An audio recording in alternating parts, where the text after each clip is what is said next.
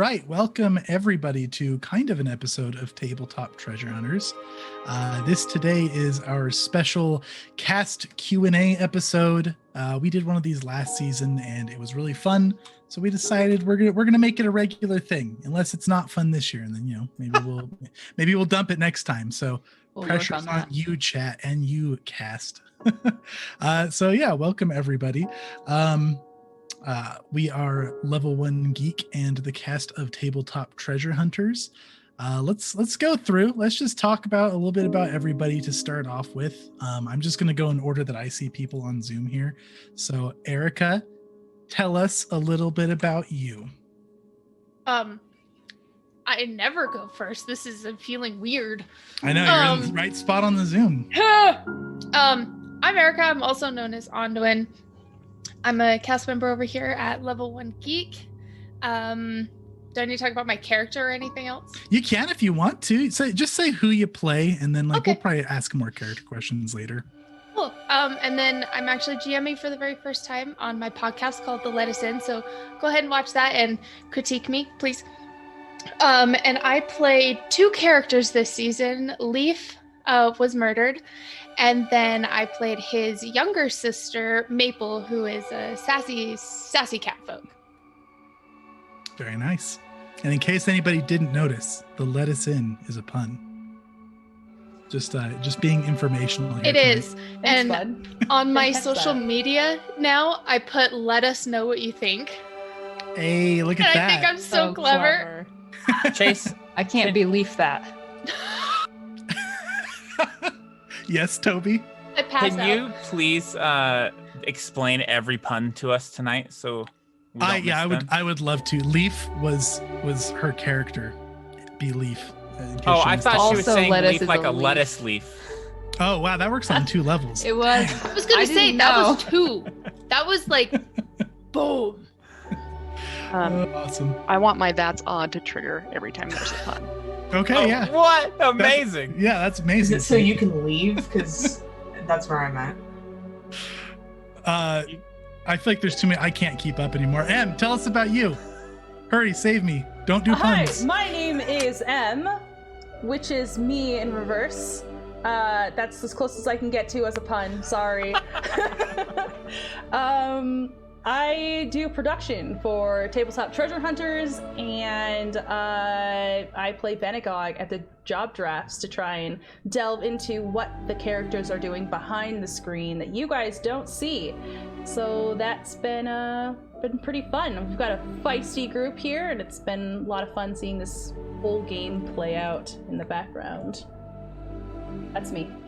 Awesome. We appreciate you very much. I especially appreciate it because running production and GMing is really hard. So that has been great this season, but we've missed you on the screen. Really quick, someone say hi. Real Life Unicorn, Wombat Fuzz. How are you guys doing? Thanks for joining our Q&A. Mute. I'm going to butcher that. Oh, name. yes, Chase. I'm so excited for this. Utinich Orchid. That's... You know who I'm talking to. I'm sorry if I butchered your Twitch name. Do you know how to say it, Toby? Yeah, of course I do, but I'm not the MC. But now I'm asking. But can you try though? Yeah, I'd love to. It's Mutin in Ichi Orchid. That was so bad. It's not like Do you know? Mutenchi Orchid? Something like Is that? Are you confident about that? Unichi Orchard. Yes, Orchid. I'm confident. Can we get a spelling? Well, I mean, you can look in the Twitch guide? chat. A pronunciation guide, yes. Wade, tell us about you. You all got derailed so fast. It's a mess. It's impressive, honestly. How many of us have ADD? That'll give you the answer. All of us. Anyway, I'm Wade. I played Dorian and also Taliban. Two sides of that scale, 2 different ends. Yeah, was there anything else I needed to add? I'm part of Level 1 Geek. Hi.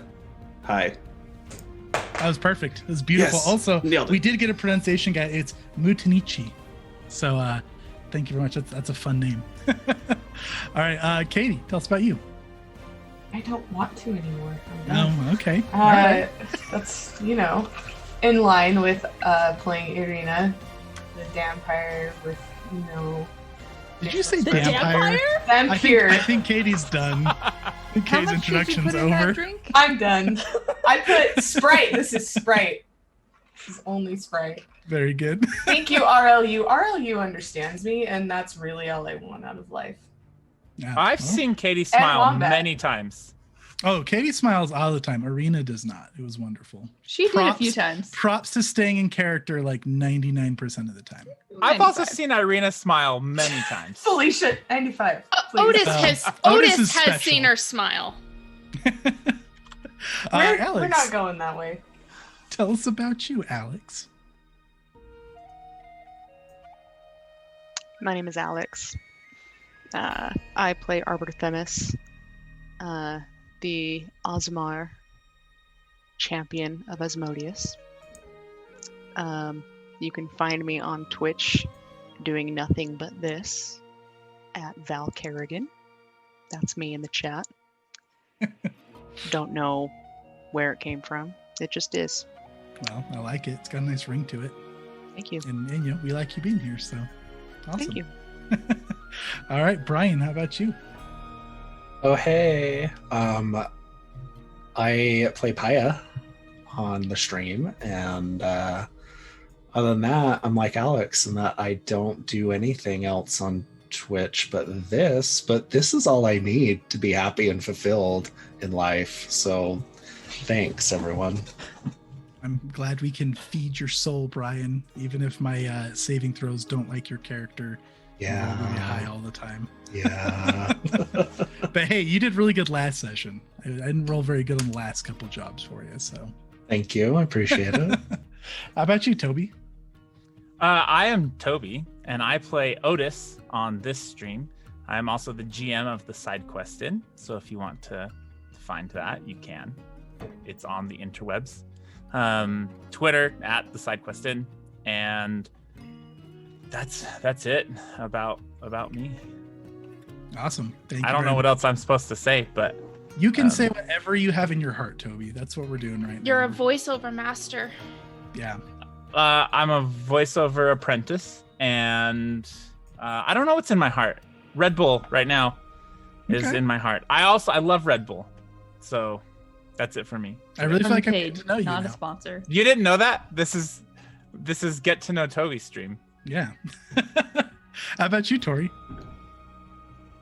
Hey, I'm Tori. I'm one part of the level 1 Geek team. I also DM for Rime of the Frost Geeks, which is on Monday nights here. And I played Dora Dead Speaker this season. I don't know. That's pretty much it about me. I don't like that past tense, Dora. I Well, played Dora. okay. What is this? I Yeah, guess this is I feel like this is a retro on season 2. So I played Dora. I have played Dora. I will continue to play Dora whenever she Okay, You're the okay. Dora for the rest of your life. I will Gotta never keep be Dora anyone alive but in your Dora. heart. Hungriest Please clone. don't do that. I don't know how Dora would work in the level 1 Geek team. She'd be a little frightening. She would get things done though. That's very true. All right. Last but not least, Felicia. All right, I am Felicia. I play Wizwazar McWalkie, the gnome life oracle on this show here. And then I also am a player and a resident party splitter in the Side Questin podcast, which, as Toby mentioned, you can find on Twitter at SideQuestin or on our website, sidequestin.com, Spotify, iTunes, Google Play, etc. And we'd love to have you there after, you enjoy this lovely content. Yes, indeed. They do good stuff. Good stuff. Awesome. So that's us, guys. I'm Chase. I am also part of the Level 1 Geek team, and I am the GM for Tabletop Treasure Hunters here. I play Haskell. I'm Rime of the Frost Geeks, and I do other things on this channel. So that's us. It's been a very fun cast. Now, if anybody is like super late to the party, this is part of Tabletop Treasure Hunters, which is our Pathfinder 2nd Edition homebrewed campaign. We're not playing Pathfinder tonight for the most part. We're going to have a little bit of role-playing at the very end. We have a little spigot into next episode. So just technically, I will say, just in case, although this is our homebrewed content, Pathfinder 2nd Edition, as well as the rules and setting Galerion, is all part of Pathfinder 2nd Edition and owned by a company named Paizo. So yeah, with that, I mean, normally, you know, we jump into things with blessings and hero points, but we don't have any of that tonight. You know, we have some generic stuff that you guys can check out on our channel points with mana points. You can highlight your comments in case we're missing them. If you guys want to still support and stuff, like, we love you and feel free by all means. But yeah, tonight we're just going to kind of chat. If any of you are part of our Discord, we have a Q&A channel, T3HQA, in our Discord where you guys can ask questions there. You can ask them here in Twitch. If you haven't joined our Discord, there should be a link just below if you guys want to hop in there. We do fun stuff. We chat. We throw out memes. We're going to start doing little community video game days now. So it is fun stuff. Wombat Fuzz wants to give me a Patreon blessing. I'll take a Patreon blessing. I don't know what it'll do for me mechanically. I have pretty bad luck sometimes. I could use it, so you know, I'll take the blessing today. And speaking of Patreons, let's just do a quick shout out to our Patreons. We have got Drew Gherkin, Sam Faro, Real Life Unicorn, Brian Fitzpatrick, SideQuest Kimberly Young, and Katie Young. That list is growing. We love you guys. Thank you so much. Thank you to all of our subs as well. There's a very large list of subs that is not as easily accessible, but we appreciate all of you guys and all of you who just support anyway. It's great. So yeah, let's jump into it. Let's start talking about season 2. I had all of the cast. We all brought a beverage tonight. At least we should have. I hope everybody has a beverage. If not, you can toast in your hearts. But we are almost at the end of season 2. Is our second season. I think it's been a blast. I hope you guys have enjoyed it. So everybody can crack open a drink. Toast. What's everybody drinking tonight? Water and Red Water. Oh, water. Water that Bull. has a lot of sugar and Kool-Aid in it. I guess I Very have the nice. rest of my orange juice, so I'll have that too. I've got root there you beer. go. Also, look at. Oh, sorry, I just hit my mic. But look at my mug. It says, "You are my natural 20." That's Oh, awesome. that's Does it change colors when it gets warm? Oh, that's a lot. That's a lot. It's a lot. Oh, that was Mine- such a good response. Mine says if you wanna. I feel like that's similar to an avocado. But really, I love that mug. That's good stuff. I've got cherry I'll Coke show and you- I've I'll got link water. where you guys can get it if you want. I'll put Yes, it- please. Hey, I'll yeah, track that down. link out mugs. Not a sponsor, I don't think, but like. throw it No, in. but the people who gave it to me are really great. So There you go. Excellent. Very cool. They just get an influx of the same order. Yes, indeed. So yes, a toast to season 2, guys. It was very fun. I just spilled on myself, like on the toast. So they are. I forgot this store. They are appropriately called Level 1 Gamers, and I met them at a con, and I was like, hey. And I was wearing my Level 1 Geek shirt, and I was like, oh my gosh, we're like almost twins. And they're like, that's awesome. And then they were really friendly. The end. I'll put the link in now. Where you That was they a have great so many story. cool mugs.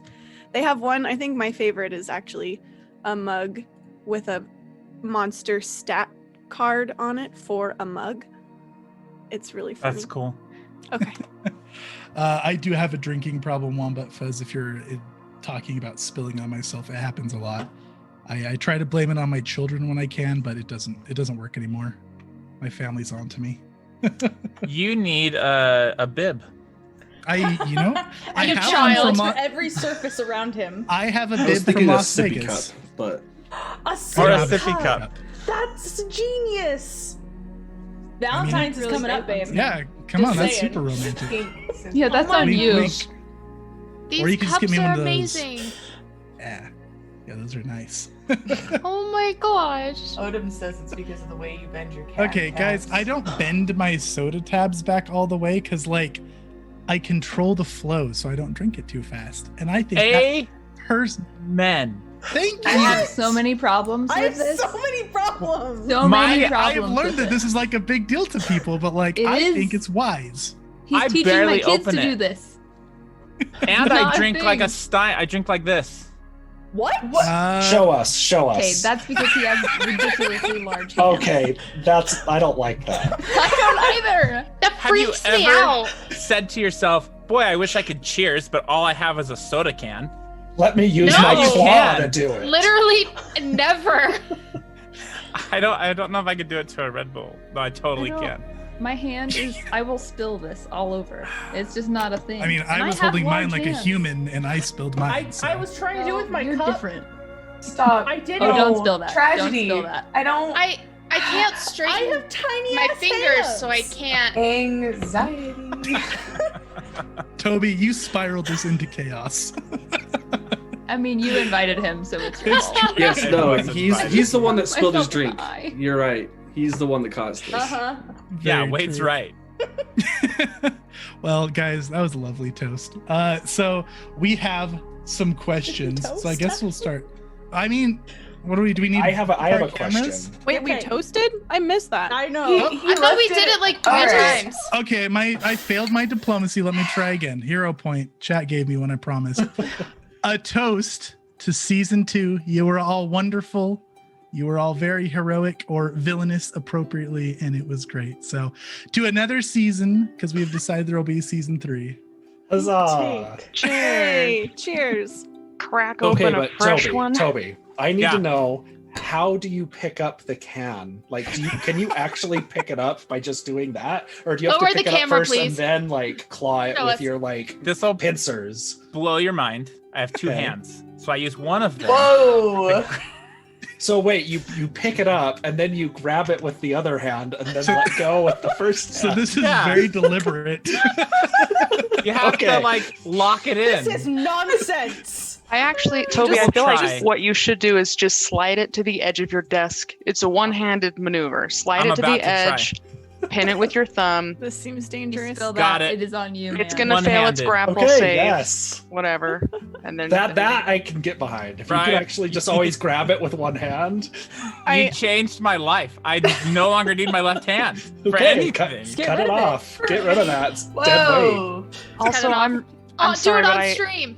I have to share that one of these mugs says Jesus saves, everyone else takes 2d12 damage. I'm telling you, they have great stuff and they have That t-shirts is- and everything. I buy that. We should talk to them for next season. Oh, yes. Let's get partnered with them. Since Yes. we're- Yeah. I would 100% sport one of their mugs. Because Yeah. I'm Yeah. because I really want to get this. This is how I roll mug. I think that's just. they have great stuff. I would purchase 7 of these already. I'm on page 2. Well, we found fun mugs. That's great. Yeah. Gonna need a mug We- covered. We do actually have questions in the channel, Chase. Let's get In it. case you were worried about filling up all of this time with Toby's like can Antics. holding. I mean, Toby just got a new feat. He's Content. dual And wielding. Did you see it? I I did. Wielding. Yeah, I definitely. saw Wombat Fuzz brought it up. Amazing. it. Yeah. Tori, what was the question? Because I'm I was distracted You're just by saying the we had a phenomenon whole we have a happening whole from me. channel. We have a whole we have a Ask whole one. thing in our Who's Discord. Oh, you're talking Right. about Discord? Yes, I Okay. do have Discord. Do it. Hungriest Clone asked, gotta stay on brand. What sorts of drinks, snacks, and things do you chow on during play/break? Now, Hungriest Clone, I do have to let you know that Katie was adamantly against eating on stream. Yeah. So, It's very true. Adamant. adamant. Very strong. I believe I said hard no. Hard That no. was an Hard actual. no. It was an actual quote. But I yeah. unfortunately eat dinner late sometimes and have to Oh, shit. eating on the stream. Sorry, what was that? Alex experienced solidarity. I felt better knowing Is that you. pudding? What I are don't have my you eating, glasses on. Alex? Fried That's not rice. It is fried rice.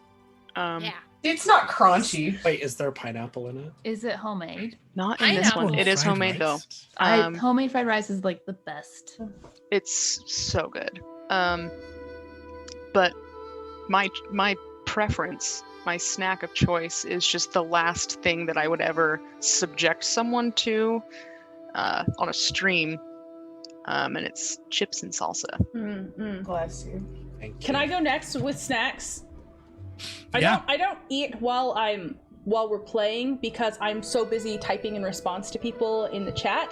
But my game table snack of choice is buffalo dip and double stuffed fudge, like those Keebler elf cookies. Yellow fudge cookies. Yes, those are. I feel like that's a staple. That is still what I eat at my games. Yes. Still. Yes. So 100%. I get those double sauce? fudge Keebler cookies and I Yes. make the dip every fucking time. You have to. Oh, Oh, and that's if I good. have a Jack and Coke, Uh-huh. it takes me right back, and suddenly the good different old characters days. start popping out, and then Uh-huh. I don't know what I'm playing anymore. Jubei makes an Exactly. appearance. Sorry, what? That's Beg your sweet beautiful. pardon. Who are you?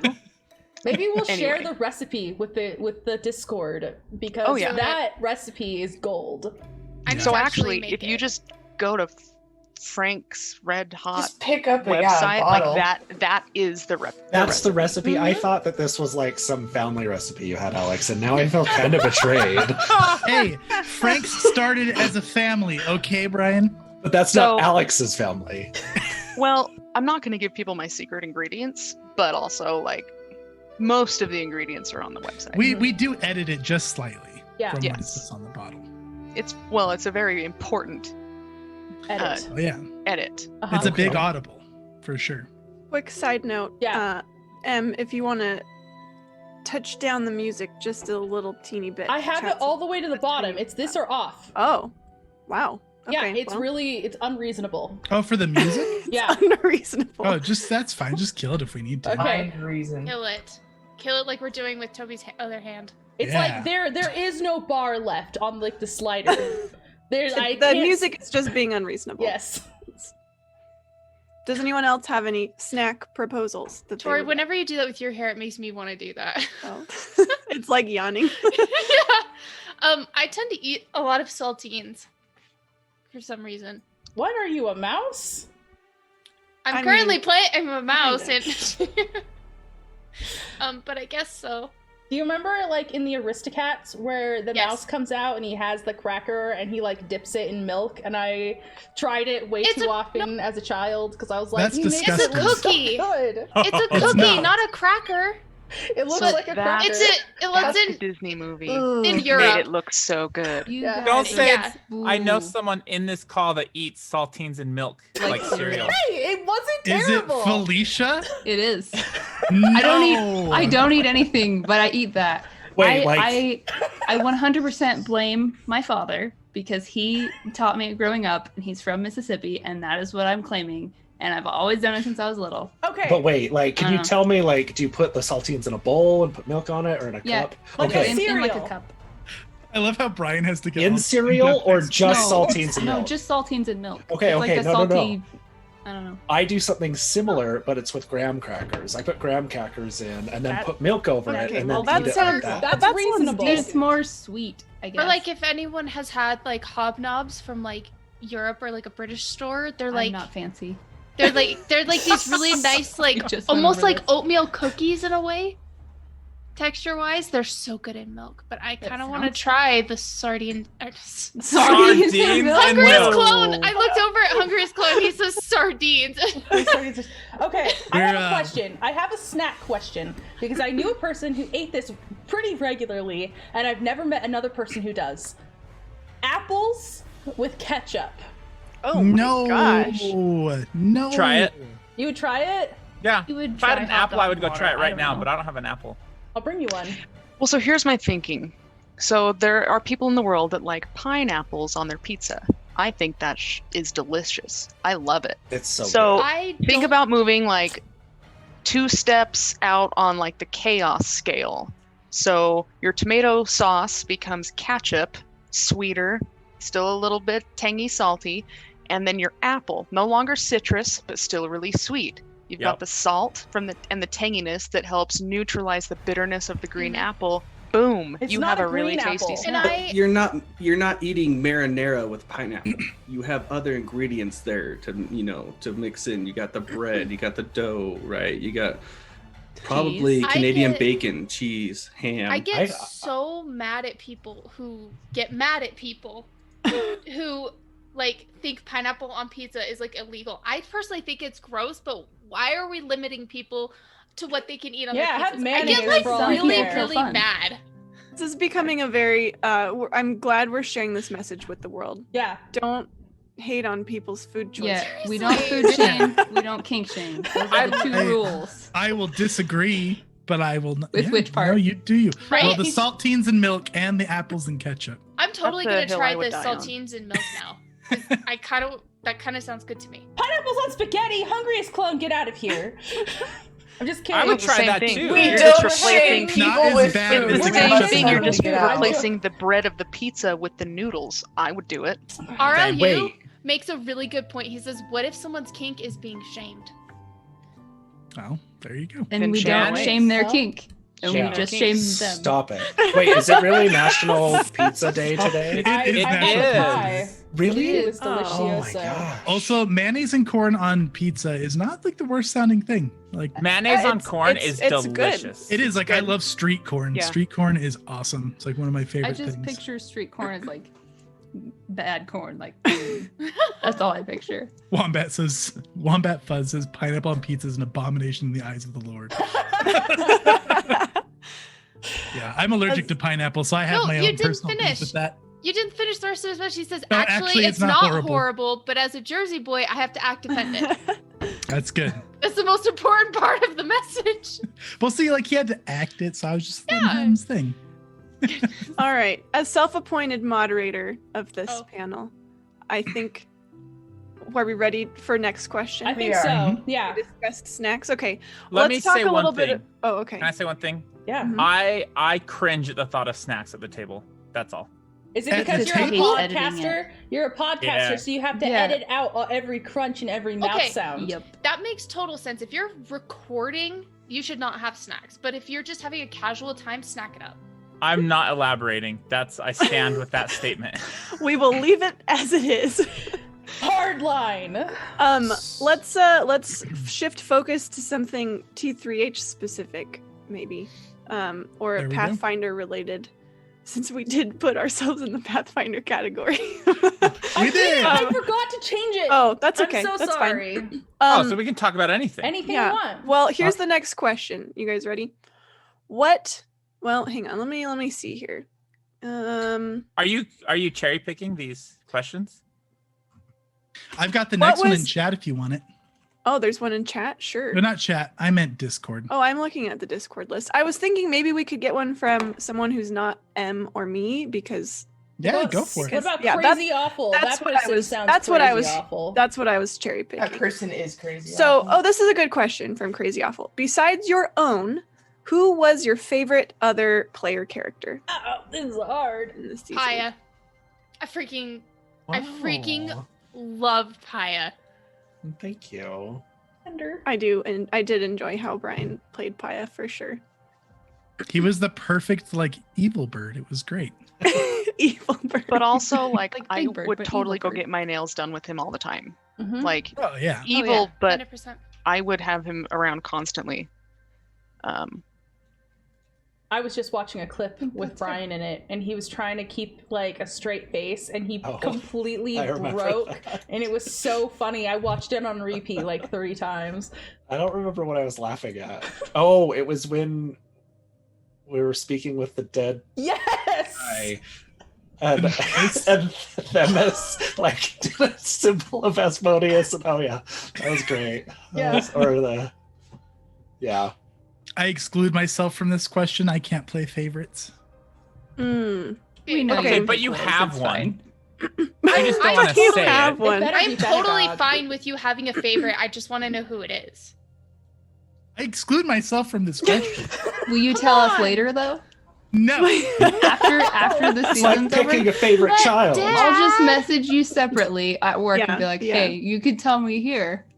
I won't also tell exclude anyone. myself because these are all my friends that I played with. Wow. Okay. Oh, so we're not answering any questions. We're not I'm just answering Crazy kidding. Awful's question. I actually, so I'll answer. I think I had, Themis had a lot of really fun interactions with a lot of the other player characters, Otis especially. But I think overall, I think Themis and Dura had some really interesting interactions where Dura was like, I cannot understand you. And then Themis was like, but it's a forest and I don't know how to set up a tent. You look like you're made of a tent. Why don't you do it? Like, Look like you're made of a tent. It's true. It was so great. so, yeah, I had a lot of fun in that jungle episode, just with Dura being so chill and very against how useless the contract consortium was the entire time. That was really. I also loved it at the end when Dura's like, "Listen, don't disturb the body, but you can make your own choices, but do the right Yeah. thing." And then left. And you guys were just immediately like, "Well, technically, this is We did like, the right "Bye," thing for and us. There you go. immediately." Yeah. And they just bye. Okay, so on page 63, the terms and conditions say that yeah, that was a lot of fun. So I'm sending you to Asmodeus. I don't know if that's your thing. Maybe don't judge. Hopefully it is. Sorry, I Elder. loved everyone's characters this season for their very own ways each. It was great. That is such a parent answer. Yeah, it is. I I'm not I'm a satisfied. I don't know if I have a true favorite, but just I had a lot that were really fun to watch. I mean, everyone was fun to watch, but I really liked Dorian too. I really liked early Yes. Irina Dorian, Yeah.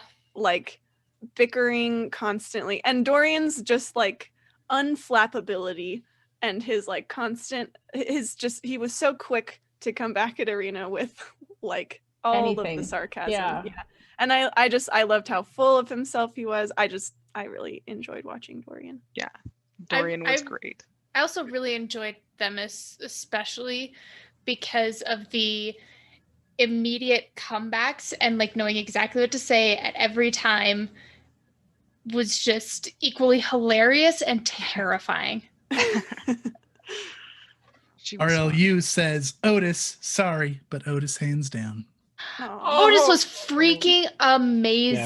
Yeah, Otis was great. Oh my gosh, so great. It like he was so great that it kind of breaks my heart that I guess he's not evil, but like I don't know what happened at the end of that last Yeah. episode. Don't, do you? But I'm just like, Otis, what happened? Right? Come on, guys. Otis. We feel heartbroken. That's exactly what we feel. We feel heartbroken. Like we don't know what's happening. This is one of our favorite boys. What's going on? Y'all just think, what do you think Irina did to him? I don't Such think a bad Irina. influence. Gosh. I don't think Irina did anything to You Otis. took the I best think boy. I think their personalities and something were just so perfectly fit together, and it made them an amazing team. I have a linked question. So like I felt like Otis had a level of infatuation with Irina from early on. What sparked that? Can I ask that question?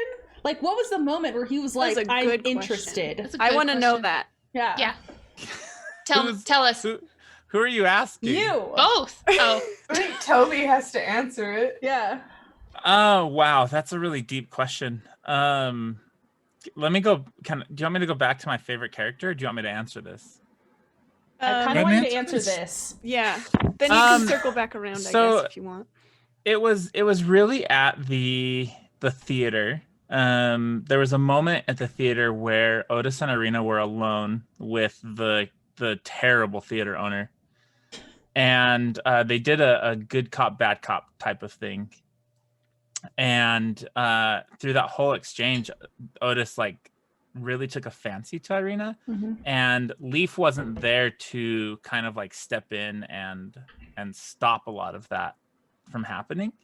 And after that, there's a lot of stuff that happened off screen that just kind of sparked it further. But that was really the moment, is when Otis saw how Irina was responding to this person. It kind of sparked something inside of himself, and he started trying to court her, I guess is the fantasy term. The fancy term. I love that so much.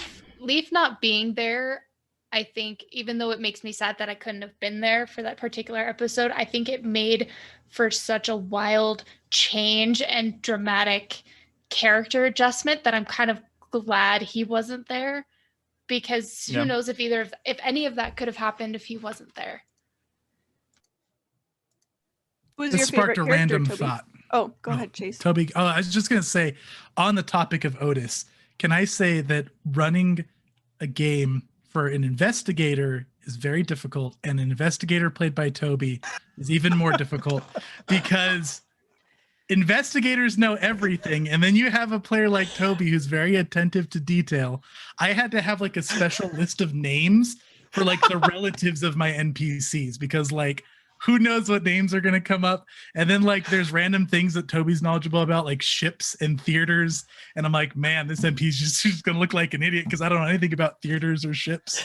You know, he did research every episud. He was like, we're going to deal with ships. And he would spend like an hour looking up ship terms so that he could ask the right questions. Good boy. I love how a lot of your NPCs that were supposed to be specialized in something suddenly just didn't know. They were like, that's not my department. I don't know how that works. That was just Chase being like, like on the freaking boat, like no one knew how a boat worked but one person. That's true. It kind of makes for some good moments for Otis, though, because that's kind of how he was. Like, I know better than you do. Just step aside. I mean, we could just say that Otis's presence intimidated the NPCs so much that they just they forgot things. There you go. Yeah, I'll go with that. I mean, I liked everyone's character. I have two favorites though, and I have to separate them. My favorite. Well, that's hard. Irina was definitely a favorite for me because of the story connection between Otis and Irina. It really made Otis fun to play. And it's not often that you find another player who is into role-playing romance. And I think that's something real special. So I appreciate Katie for being open to that. So I think I have to pick Irina. Wiz is a close second. Oh, Wiz. You just have to say that because we're married. That's fine. I'm not married to Wiz. Okay, fair. My second part of that answer is off screen. It would have to be Dorian, because there's a lot of stuff that the audience didn't get to see between Otis and Dorian. A lot of side conversations and things that happened in chat. And I really liked the way that Dorian responded and kind of the power struggle that was there. It was like an unspoken power struggle between Otis and Dorian. So Dorian off air, Irina on air, Wiz close second. I like it. I have a Very good follow-up answer. question to that. What was I'm so sorry. I'll stop. No, go. Ask your Okay, question. Is this it for my me? last That's what I was one. going to say. No. It's for everyone. Okay, good. Okay. So, as Toby just mentioned, there was off-screen stuff that was going on. What's one moment that you wish you could have brought to the screen that you didn't get to? Can I go first? I mean, moderator. Oh, Will you allow it, moderator? I will allow it. Okay, cool. Cool. Okay, so it was it was a couple of days before Leaf died, and let's see, so much happened. So Leaf was drugging Otis their entire friendship because of Reasons. I don't want to go into too much detail in case Toby wants to put some stuff in later. Because of Otis's background, he was trying to make him a better person, not as bloodthirsty.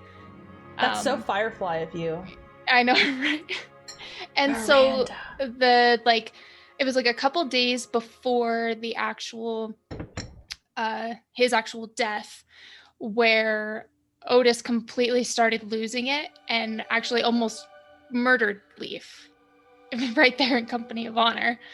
And that was one of the most, for me personally, that was one of the hardest things to ever role play coming into the next live stream, which is why I put in the Otis is Leaf's biggest fear. Because not only is he his greatest fear, but also his best friend. So I wish I could have somehow brought that more into the live stream, so then that their relationship could have been seen as more intense and more dark than it really was. That's a good moment. I miss Leaf. Yeah. Oh. I have one, and I think that it's late enough into the game that I can now share it without compromising somebody. But Wiz was such a see-all sneak. Like every downtime, yeah, Wiz MVP. Wiz was nat 20ing his stealths and seeing everything that I was everybody spying was on doing. everybody. I freaking love And it was And very amusing. I was gonna say that Wiz was my favorite character, but after that, I'm out. And for that reason, I'm out.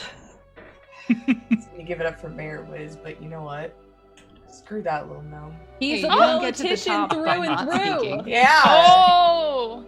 No, I enjoyed Wiz quite a bit though. All right, I have one, Okay. and that is it was before the Besmara job, and Irina and Dorian were meeting with the Foresight faction on trying to decide who was going to take the job, and we were trying to hash out a deal with that. And part of the deal would be not that the Syndicate of Rights. Whew, hey, too many guilds. Okay, when you're on 2, it just gets hard. I'll just help you. It's fine. Thank you. Keep going. That's what we're here for. Anyways, Syndicate of Rights wouldn't be going on the job, but they also wouldn't be using their ultimate on it. And it came to a point where, I mean, there was no way a deal was happening with Irina and Dura in the same room. And so Accurate. Irina stormed out when there was not a deal made. And so then Dorian turned around, stayed, and made a deal with them that they wouldn't use their ultimate. And then he promptly convinced Irina to use the ultimate without her knowing that there was a deal not to use it. And then he blamed it on Irina for using the ultimate. She forced him to. Yeah. And that created a massive ticking time bomb that just exploded after his death. So that was one of those moments where it's like, so much Irina distrust through Dorian. That kind of he reminds sowed me so many seeds of distrust. of when Dorian was at the job draft and purposely didn't get the job that Irina wanted. Oh! That I was a forgot that happened. fantastic moment. Yeah, it was Yeah. the Bismara job. Irina really wanted the Bismara job. And, Yeah, that's what happened. right. And they just didn't bid on it. So he partly followed through on the deal. Mm-hmm. Oh no! in his he own looked way. at Like that. he In actually his own way. Yeah. Yeah. And then he wrote a letter saying, "If I died, it's Irina." Yeah, well, When it wasn't Irina at all. I have one. It was post Leaf dying and Leaf and Dorian dying, and Dora. Oh gosh, I can't even remember exactly why, but Dora went to go meet with Otis and Irina. I can't remember what we were trying to talk about because it just like immediately went south. And I have it pulled up. yeah, we went to talk, and Dora was already pretty upset with Otis because she saw Otis like siding with Irina as kind of a betrayal of their friendship, because this was on screen. Like Dora and Irina obviously did not like each other very much at all. But anyway, Otis just like cut Dora down verbally, and Dora was very upset, and Otis like got up to storm out, and she grabbed him, not like trying to be violent, but just grabbed him to stop him. And then I remember like I was like, this was all just chat, but I was like feeling so tense with like this moment where everyone's like looking at each other as Dora's holding his arm. It's just this slow, Irina's like, you let go of that right now. And it did not escalate any farther. But if it had been on screen, that would have been just like the peak standoff, and it unfortunately nobody fought or died. But that was probably like the most tense moment between Otis and Irina and Dora. That's definitely one version of the story. That is one version. Do you want me to tell the real version of the story? I wasn't trying to cast. It's okay, Tori. I'm gonna tell the real version. Just of a the matter story. of perspective. Dora was very upset. I will say that. Here's Dora. Here's the real version. No, I'm gonna, real version joking aside, Irina and Otis are quite the pair. In that, Toby, you okay if I talk about it? Yeah, of course. What they were doing. They decided that they were gonna sow seeds of chaos in like a subtle backfire way, which was, okay, Emmerich, you talk to us. We are going to follow all of the rules, and we will report anything odd. So we reported Dura's unhinged moment to Emmerich. Unhinged. Because that's odd. Dura received a finger that looked oddly like Wiz's. And we were giving presents to everybody else because the syndicate wanted to welcome everybody and welcome the new people. But Dura, that barbarian's a bit unhinged with that spirit possessing her. Don't you all agree?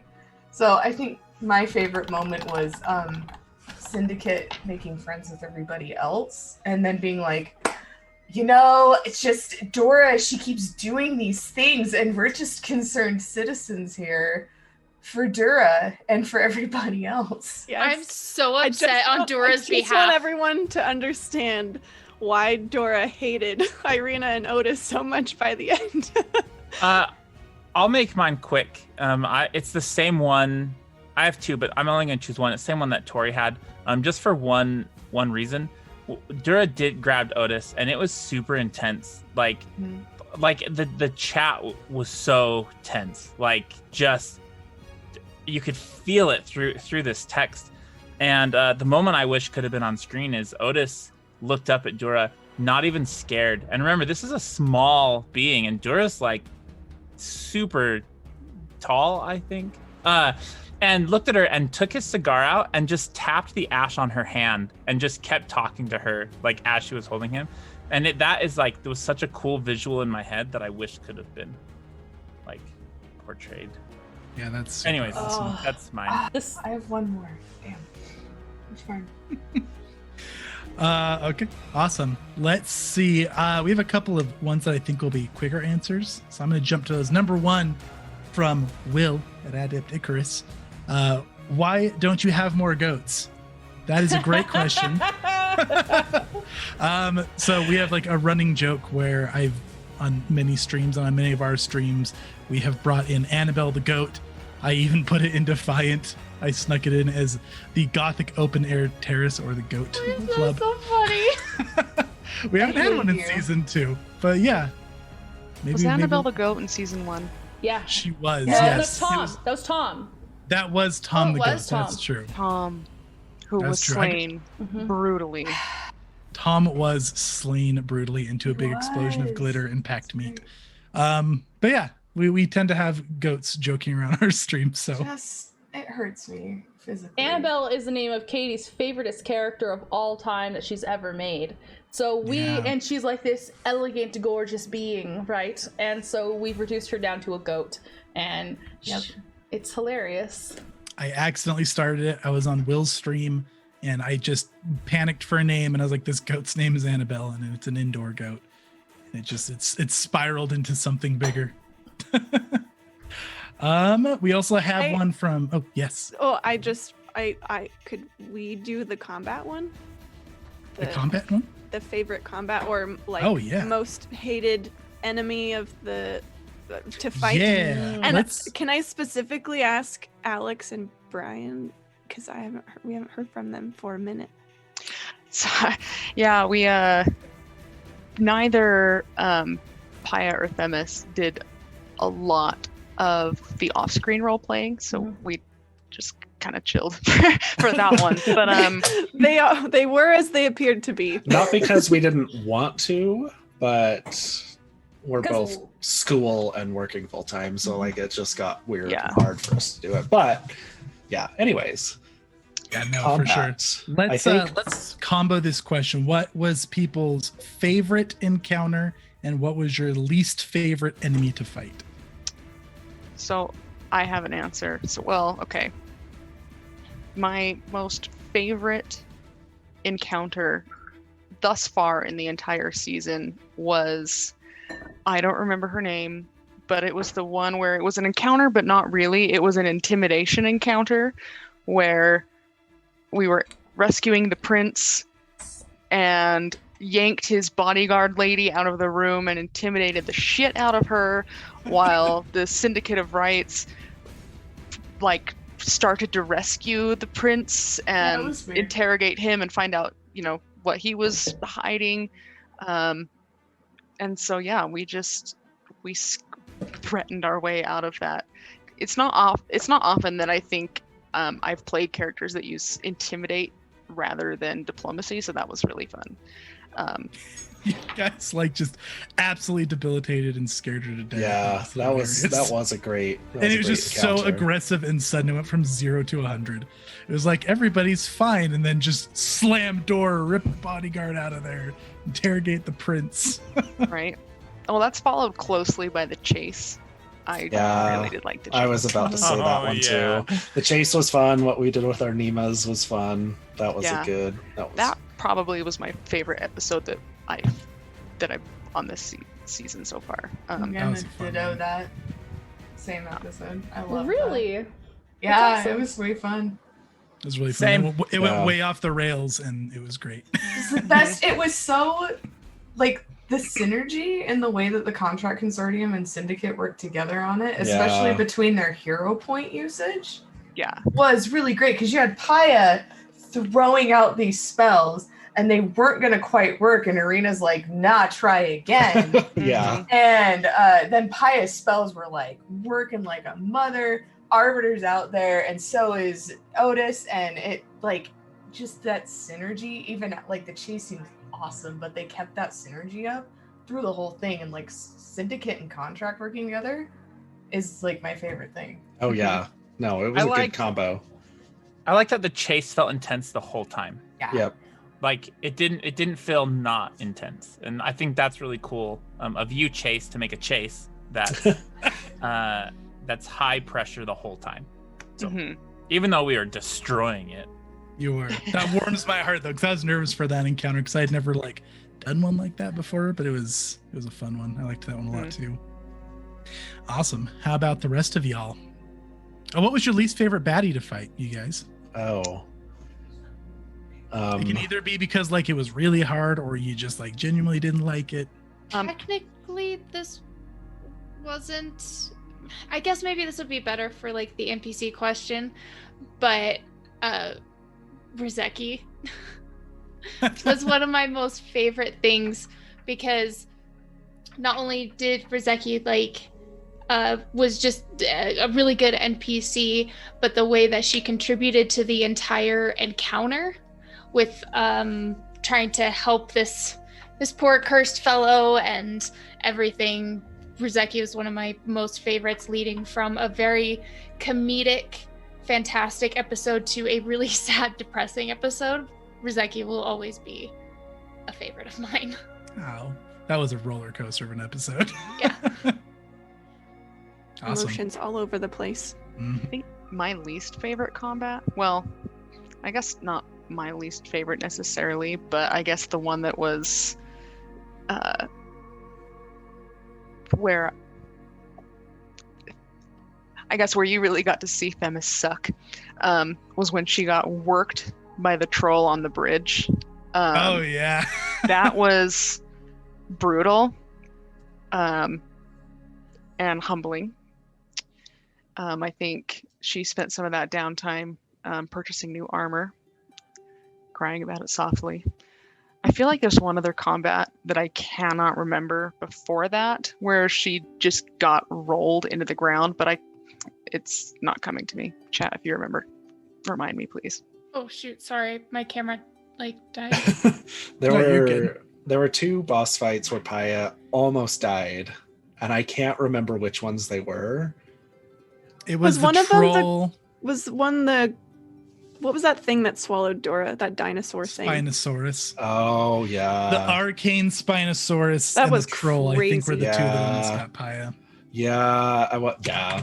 Only because he almost died, and probably because I couldn't use my flaming. I don't know if I ever successfully used my flaming sphere at all this season. So Yeah, my dice had no love for your flaming sphere. I don't know why. Yeah, it's just not good. It's not a good spell.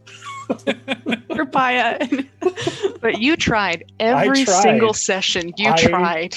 Nothing can keep Brian down. I'm not giving up. It can keep his sphere down, but not him. Yes, not Brian. I need you to make some sort of puzzle chase where flaming sphere is the solution. So That's so funny. Flaming sphere into something. You could have used it on the bowl when you had to light the ash. He just throws a whole I flaming could've, sphere at it. I've got a solution. I actually have a different favorite, and then I'll tell you my worst. Okay. I'll make it brief. I think my favorite combat was Otis often put himself in harm's way to protect others.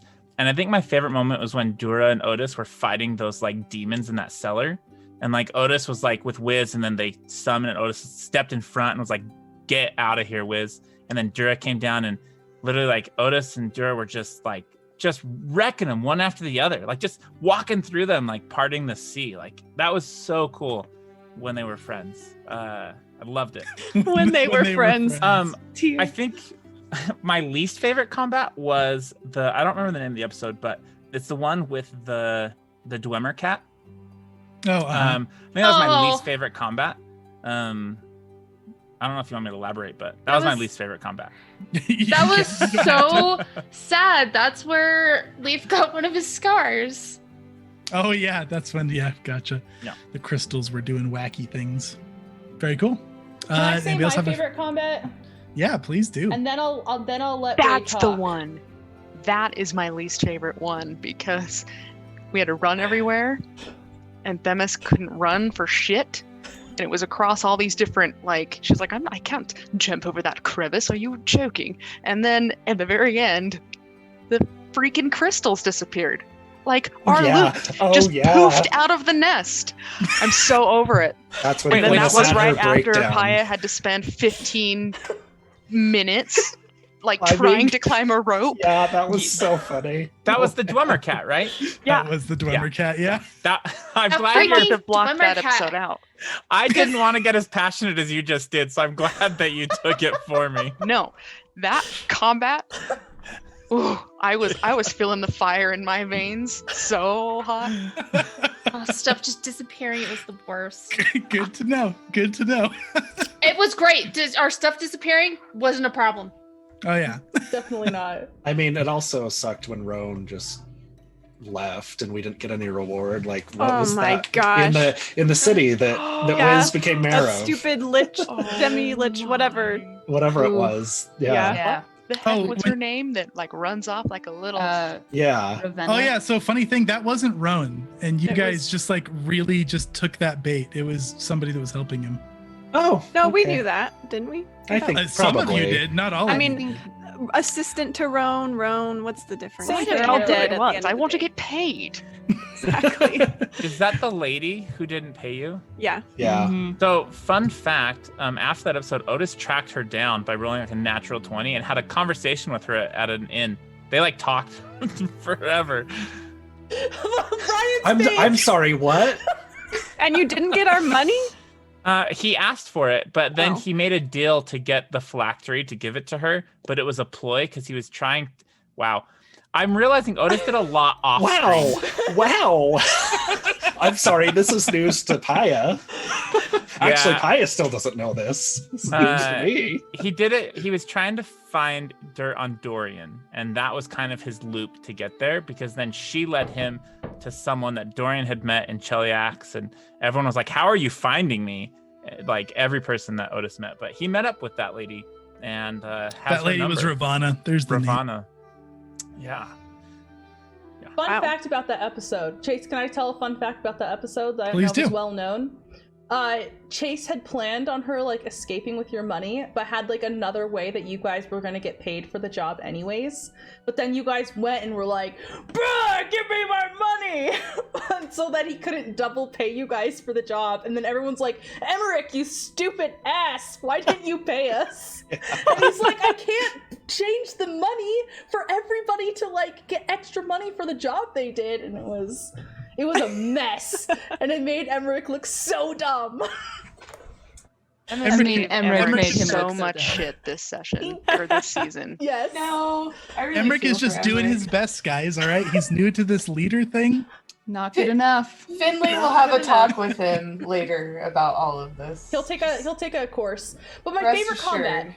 My favorite Yeah, combat favorite combat. was the one with the Besmara job, where Otis just came in and he just like, I thought that he must have looked at Chase's notes because he was calling out every single like trick Chase had up his sleeve. He was like, that well thing with the rocks is no good. Dura, you need to take that apart. And so she that's goes right. over and starts like dismantling it, and he kept that was gonna be a fight permadeath. from blowing up because it was going to be absolutely horrible, and he just was like called every single thing, and I was like, Toby's in Chase's head. What the hell is happening right now?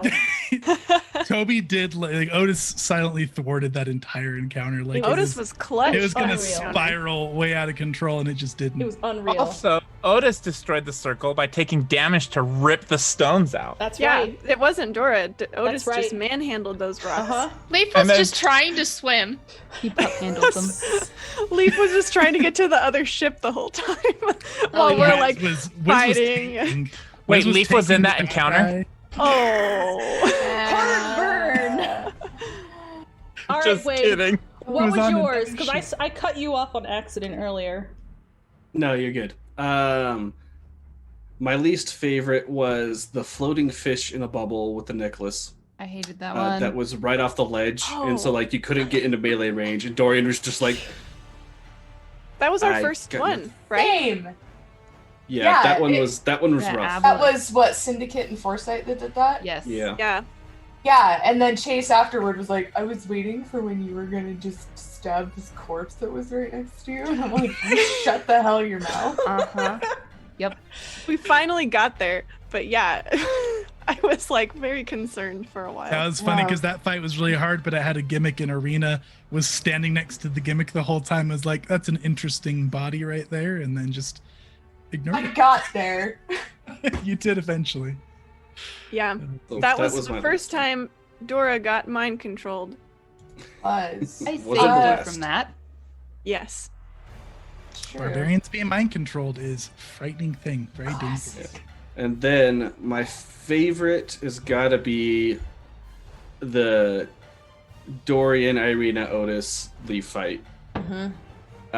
Was just epic. The tussle back and forth between the chat with all the hero points, because Dorian had so many hero points, was the only reason why he survived as long as he did. I cannot believe that still to this moment. But it was just as epic as you could get, as far as like, because even with Chase rolling my flat checks horrendously, thanks Chase. Horrendously. Like, Chase is so many I nat wanna ones. roll dice. Yeah, I had Even I had with to that. somehow. yeah. I have a fun behind the scenes moment of that. Wade and I played out the encounter twice. Was it twice, or did we do it more than that? It's just So us. we've played out Irina and Dorian fighting each other, and it was a 50-50 chance. It could have gone either way if Dorian could get the grapple on Irina, which he never did. But Did if get- Irina, right, if Dorian, so it would have been very different. If Dorian had gotten the grapple on Irina, according to the grapple rules that we had read, Dorian would have won that fight, and Irina would have died. Brutal. So, fun You behind had- the scenes fact, we ran it twice before we did it on stream. Then you had Otis, who is actually incapable of failing an athletics check. I'm Yeah, pretty sure. instead of true. shooting, There's that was that. all That up is on a my fact. back. This small little Shuni just walking up, puffed up to Dura. I could throw down with you. Just pins her, and she's like, "What the hell?" What is happening right now? Good stuff. I want to pose the combat question to Wiz because Wiz was largely violence averse. He was violence averse. Well, I don't know. He had a vow to do no damage unless it was like undead, essentially, like something that was not of this world, really. My least favorite combat was definitely the Aboleth, but I was like new to playing Life Oracle. I was like, I don't know what I'm doing. I don't play casters. This is so That's also the crazy. combat that Chase stole your heal, which Yeah. That was a so very rude mean. use of villain So points. rude. My heart. But my favorite combat was probably in the second to last one that we did, where we mercy killed Legend. Legend, yeah. Just because it was emotional and like there was, I don't know. So I guess it's not really combat related, but it was just like a really emotional moment, and I love those moments. Did you see Mitch's response on Twitter? He's like, I don't know. That why. was- you Oh, made me cry, and all I Oh. wanted to do was come back and play with you again. It was so funny. Mitch, if you're watching, we'll have you back sometime, man. I won't yeah. make you cry. We can't promise we won't make you cry again. Don't promise just yet. Try not to. Maybe I'll try to. Who knows? All depends. Awesome. Let's see. Should we go to another question? Yeah, let's do it. Let's see. What do we got here? How many characters in this season had evil agendas? Oh, Half? No Secret way, evil Arena. or openly evil. Anybody who's willing to share, who is willing to admit an evil agenda. What's your definition of evil agenda? Well, probably Themis and Paya. They don't appreciate that label. They don't like the term evil. I don't understand what you mean. Evil agenda. Sinister motives. The court would like you to submit your definition of this. Yes. Objection. Okay. Arbiter Mom would like more information. Arbiter Mom. there's a clarification in the chat. Which players have an evil agenda? Okay, that's different. No. Why am I being called out? Because it's fair. Because you asked for a definition. All the- They're like, what do you think the definition is? It's just an example. Oh, Totally. what? Yeah, Not but- who. Mhm. The miss. But Great Odom says, didn't you take a man to court and have his hands cut off or something?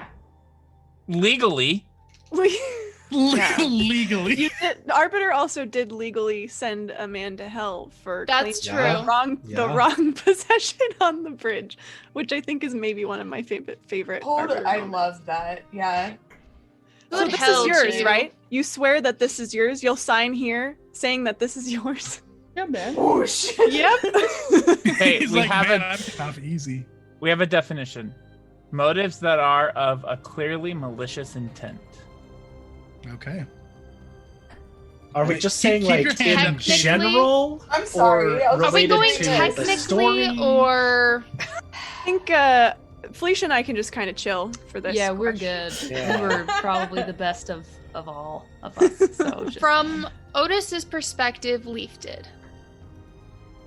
But Leaf did not feel like he did. That's not uh, always how it is. will speak for Otis. And he did not think Leaf had an evil agenda. Oh. I actually, Erica's by gonna that cry, look at her. definition, It's okay, Erica. by that Otis- definition, I don't think Pyre or Themis did either. Actually, I don't think so. I don't think Otis did either. I think it's just Irina. And No, Dorian. I think Dorian, Dorian. had Dorian, the most 100%. successful And evil Dorian. plan of I all think the Dorian campaign. above Irina for sure. What about Maple? Maple has a drug addiction. She's not technically have an evil agenda malicious intent. I think or is in there, malicious right? intent. Irina Yeah. has malicious intent. I take it back. So does Otis. Just Toby's like, okay. here's Fine. my sweeping statement is Irina would sell the entire everything for a single corn chip. All of it. all of the first roll fortune hunters for a single corn chip, and then her and Otis would, share the corn chip. Sure, You're right. the corn chip. Otis did definitely have malicious intent. He would have killed Dura had he the opportunity. And Arena would have helped. That would I have would been like to smack see bang. that fight play out. I don't think That would Wiz be would have one for let the that ages. happen. Part of me really wishes I could have seen Arena and Dura smack down because like It would have been. they're like the fun. counter opposites of the positive and negative energy. We totally could. We should just have like a training Bonus montage session. episode where they just like we have a test Tori and combat. Katie face Yeah, off. it's just a 2-person stream. It's just us on like some random day, Saturday Dura has morning. a dream. Dura's like tossing and turning in bed, and she's like, "Yeah." Although not gotcha. anymore. Maybe this is her dream, and she wakes up and she's like, "Who was that?" Or the face in the dream is blurry. So you really don't know who it is. Even if you saw Arena, you wouldn't be able to tell it was her. You have no idea who you hate anymore. Wombat. Can I just say, You have no idea who's using negative energy on you to hurt you. yeah, exactly. With a little dagger. If Dora had been killed by Arena or Otis, Wiz would have murdered them. Whoa!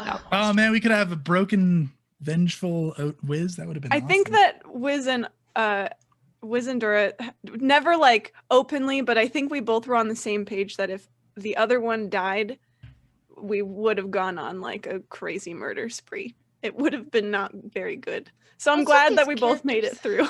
Well, we've got a couple sessions left, so True. But So- we beat the Lich at least. Paya did not have malicious intents, but you could say he would be ruthless in enforcing the law, and he would use the law to his advantage to maybe get more power and standing in society. For sure. But no like malicious intent. Mhm. Like he wasn't out to get anyone. Bravo to the contract consortium for getting Syndicate. Yeah. Very, very tricky. Themis had an inkling that somehow someone was up to no good. Whether it was the Syndicate, most likely, or whether it was Dora going to do something cray, possibly, or who knows. So there was I had to get a little crafty with the contract. Rolled pretty high, thankfully, but or like your legal or DC is ridiculously high and nobody else rolled high enough. One off. Yeah. Big oofs. Tricksy, legal. Great. So I like I guess was that ever explained why that happened? I don't think it No. has been. Not yet. So on stream. last time, Syndicate of Rights disappeared. They are, for all intents and purposes, disqualified. And we'll get more into the details on that next session. So someone in chat said Paya equals lawful neutral. So I will say that part of Paya's backstory is that he found out his own brother was committing tax fraud, and he turned his brother in, and his brother ended up being put to death, I think is what happened as punishment. It wasn't just tax fraud. It was we had worked the revolution into our backstory. Yeah. So Paya discovered that his brother was in the revolution, the failed one. So when he was on trial, at the time the Arbiter was working for Her Infernal Majesty, Queen Abigail II. And I guess per the canon lore of Pathfinder, she was adjudicating what was going to happen to, spoiler alerts, the revolutionaries, and she did sentence his brother to death. And Paya didn't care because his brother broke the law. So Dang. Can we talk about that Paya is a Tengu tiefling, and that's just a really cool combo. Super cool. I So love that they made freaking- tieflings like a heritage that you can mix with anything else. yeah, it's super cool. I had so much fun with Leaf and Paya because Leaf likes to chase birds. So every time he'd get like a good glance at Paya, his eyes would dilate. And then I thought, Yeah. how funny would that be if his sister was allergic to birds? So then when she because I had the idea before meeting Talavin with his little hummingbird, because I was thinking about Paya. I was like, how funny would that be if they met and she had no reaction to him being a bird? I thought that was hilarious. I was just waiting for something to happen with that. Yeah. Like, I figured you would, and I was like, Leaf's gonna like attack me, try and eat me. I was doing a couple of secret rolls, and that I don't think Chase knew about. Of whether he would eventually slip and like attempt to not really attack but like play with Paya. He failed every single one, or succeeded every single one, so he never actually did. What do you do? Just like Runs hug up and him starts aggressively? smacking him. Just be like, glomp. I like that smack image, Chase. Like, It would have been. Just It do wouldn't that. have been like attack. It would have been like, just like cat play. It would have Yeah. been hilarious. And I'm really sad that it failed. But I was like, I gotta go with what the dice are telling me. That's cool. I was kind of hoping at some point you'd like get like this really big stare and start making that clicking sound that cats make when they see something outside, where it's The like chirping. Oh my gosh, that would have been a great idea. Oh man. That is hilarious. Awesome. Okay, so I think we weeded out the evil agendas. there's a couple from Hungriest Clone and Mutanichi. Is that what Mutanichi Orchard? Is that what we? Mutanichi was the clarification we got. Okay. You go, moderator. You pick one. Okay, I like this question. It's fun. It's from Hungriest Clone. If you could assign race/class combos to other players just to see different role-playing moments. So I guess if you could just like kind of pick a character combo for somebody, what would they be? Race ancestry combo. Hey, DM. Or race class, yeah. Why don't you do it for everybody? Oh yeah, that's a good Oh, idea. that's a great idea. Oh. I love I the think- handshake. I yes. think the GM should do it. Yeah. Okay, let's see. So the first, I'm sorry, Katie, this just popped into my head first, but I would love to see Arena as a rat folk rogue. That's just what popped into my head. So Just a ask rat yourself folk then. rogue with all those sinister plans. It'd be great. You could just envision her with her little yeah, exactly. Katie and I did the See, same. you're proving my point. Oh man. Let's see. I would like to see a complete swap of Dura and Wiz and still keep their same general personalities. Because that would be interesting. That would be cool. I would like to see Otis as a refined gentleman human alchemist. That would be a pretty neat one. Same voice. Same voice, yep. Maybe a Done. little less rough, but like, I can do that. Yeah, You were smoking those jowls cigars. involved. He was pretty alchemical as it was. It'd be kind of neat to see him go full blown into that. Bombs and stuff. Oh man, Themis and Paya, you guys were so spot on. I'm trying to like think what I could swap you with. Seeing Themis as a cleric would have been pretty cool. Maybe a tiefling cleric. Or like a with Themis. but I lizard don't have folk. Inquisitor yet because that would have been her Yeah, class. if Themis they would had have been that. a spot on Inquisitor. Yeah. But not yet in 2E. So yeah, I think cleric would have been cool. Steer a little bit more on the religious side. Maybe a tiefling. I think she Paya. would have been dope as like a lizard folk with like the frills that would slowly come up when she got rustled. Yes. See, I was Yeah. actually just thinking lizard folk for Paya because he was so miniony with like, and I did picture like frills. Yeah. I don't know, Mhm. or also rat folk for Paya would have fit pretty well as well. I actually would have liked Paya as a mushroom leshy. Oh yes. That would have been pretty solid. Well, maybe in the future. Or like a creepy little daisy leshy that looks just so sweet, and then he's like, Avatar, and he's got his like vines going everywhere. Avatar, and then the thorns present themselves here. I would have liked to have seen Dorian as a gnome dandy because that would have just been a good time. Oh wow. Boy. Benagog would have still been into it.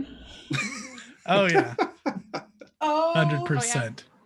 Oh, that would And be I don't great. think I have one for Maple or Talvin yet, because I haven't seen enough of them yet to like make a call. For Leaf, I would have liked to have seen Leaf as a druid, and maybe an elf druid for Leaf would have been kind of interesting. Do that, I have a hard time picturing Leaf as anything but a cat folk, though. right? I think did I get everybody? I think I got I think everybody. you did. Yeah. What about Benagog? Uh-oh. Benagog doesn't Oh even have yeah, a class. Benagog. Race and Oh, class with man. Benagog. Does Well- anybody, first off, does anybody even know her ancestry? No. I did not Yes. play it very well. I know she's not a reporter. She is not. She is a historian. She's a halfling, right? No. Well, then I don't know. Yeah. That's fine. What is it? It's half orc. Yeah. It Okay, half that was my What? second guess. Yeah. It was half orc this Uh-huh. whole time? This whole time. She was just like a very flouncy half orc.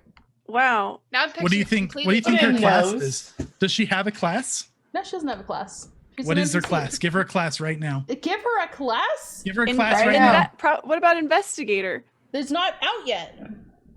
Yes, it is. Investigator? Yeah, you're right. What is Otis? It might. Yeah. Like, But what she's has Otis she's been not a playing? reporter, He's so the she goat. can't be an investigator because she's not a reporter. That's why she's so bad at asking questions. She's There's a kind bard. of a reporter class. She's a bard. She is a Ancestry bard. Yep. Oh, she that's a is. good Thank one. you. That's perfect. That checks out. I feel like Dora would have interacted with her Great, differently. Odin knew. known. Thanks, Kim. Appreciate you. Awesome. That's a fun question. Yeah, I'm gonna pick one now, Tori. go for I'm it. taking over. Oh, Oh no, I lost it. Where is it? failing us Come on, already. Chase. What was the hardest? This was a is from- terrible takeover. Hey, it's mine now, and I'm guiding it there. This is from Kim. What was the hardest decision that you each had to make this season, either as a player or a character? Either or. Oh, sorry. Go ahead. Oh yeah. For Wiz, the hardest decision that he had to make was to return his inspector's kit to Otis to determine that he was done pursuing that friendship after all of the stuff happened with Irina and Dorian, and he left it on a table wrapped in a package, and I had sent Toby a spoilered message in Discord and said, if Otis opens this, here's the letter. And I don't think he ever opened it, so he didn't ever Never see did. what was inside. To this day, it's Schrodinger's letter. Love that. Also, this question's not from Kim. I misread it. I did a terrible takeover. This was from Mutnichi. So, yes, thank you, Mutnichi. I just want to point out that that was the question I would have asked, and I would have said the name right, and we would have gotten here faster. All right, well then, Tori, now Well. you have to answer the Listen, question. I'm going to be the DM next season, you guys. I'm going to run a time ship around here. It's getting overthrown. Just kidding, Chase. You're doing great. Now you have to answer, though. Hardest decision. Hardest decision. Well, I honestly kind of had a hard time thinking of what to give up when we had to bargain to get our essence back. Not necessarily like that, like I guess I didn't really even know what Dora would give up. She doesn't really have a lot of like material possessions that are significant to her, and everything having to do with Wiz is far too important for her to like bargain that away. So I guess that was like challenging as a player to kind of think of what that would be.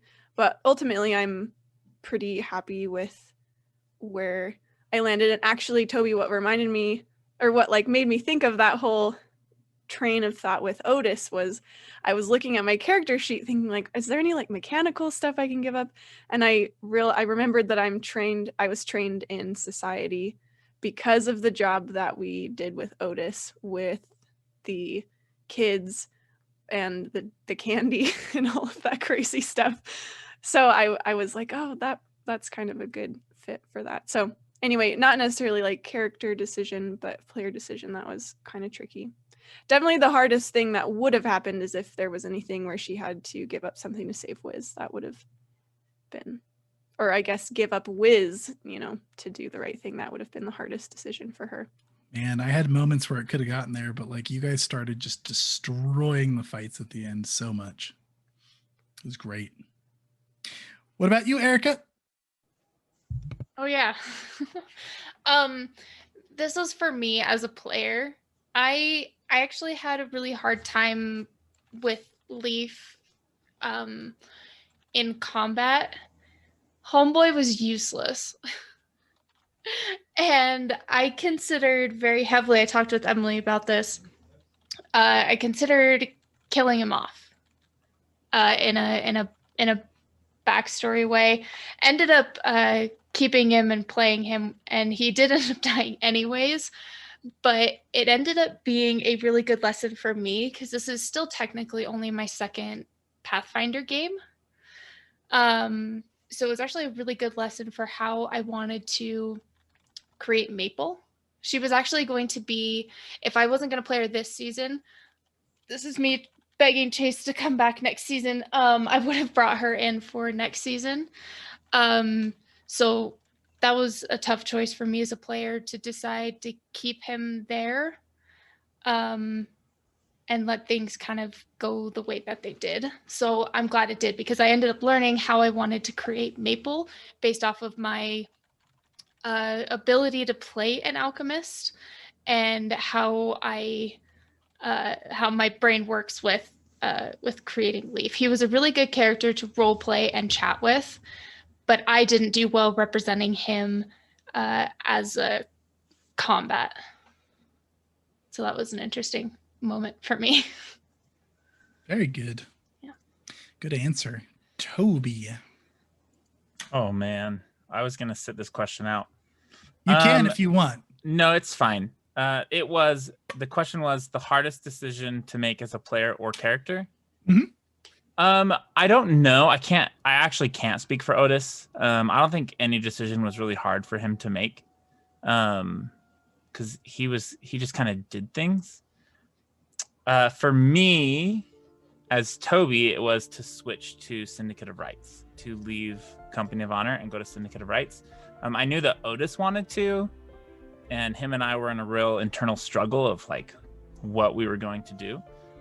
Ultimately, he won because he's pretty strong-willed. But that was hard for me to make that decision, just because of all the changes that would have to happen and the unknown moving to.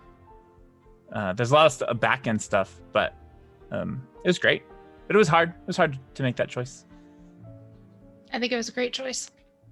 Yeah. Ended up being very cool. What about Paya and Brian? There wasn't really a difficult decision for Paya to make. He was just kind of himself, and he did Paya things. Pretty much. Arbiter just made all the decisions. Yeah, for the most part. Well, and I can kind of hop in on that because the Arbiter,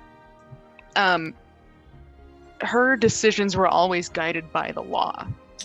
So there wasn't really any decisions that she makes. Honestly, probably the hardest decision that she made was whether to go a little more, Jackie O underneath the hood when she went to meet the prince, or playing a little more on the Maryland side. What's the get up going to be under these Arbiter robes, depending on what the sketch is. I don't know. I think they really just sketched her in a throne by lava, and she kept her clothes on. But that was literally the hardest choice she made, was what pair of underwear to make or wear. She doesn't make underwear. For me as a player, the hardest choice, I think,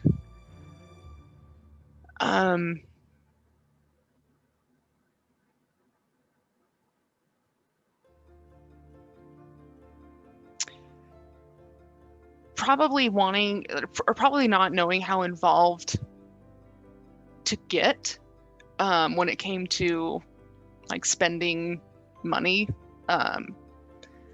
because it really kind of would impact like, what does Themis know? Like, on a role-playing level, if I were Themis, wouldn't I want to purchase more things for my jobs to defend myself with and be more prepared with, i.e. a tent or something?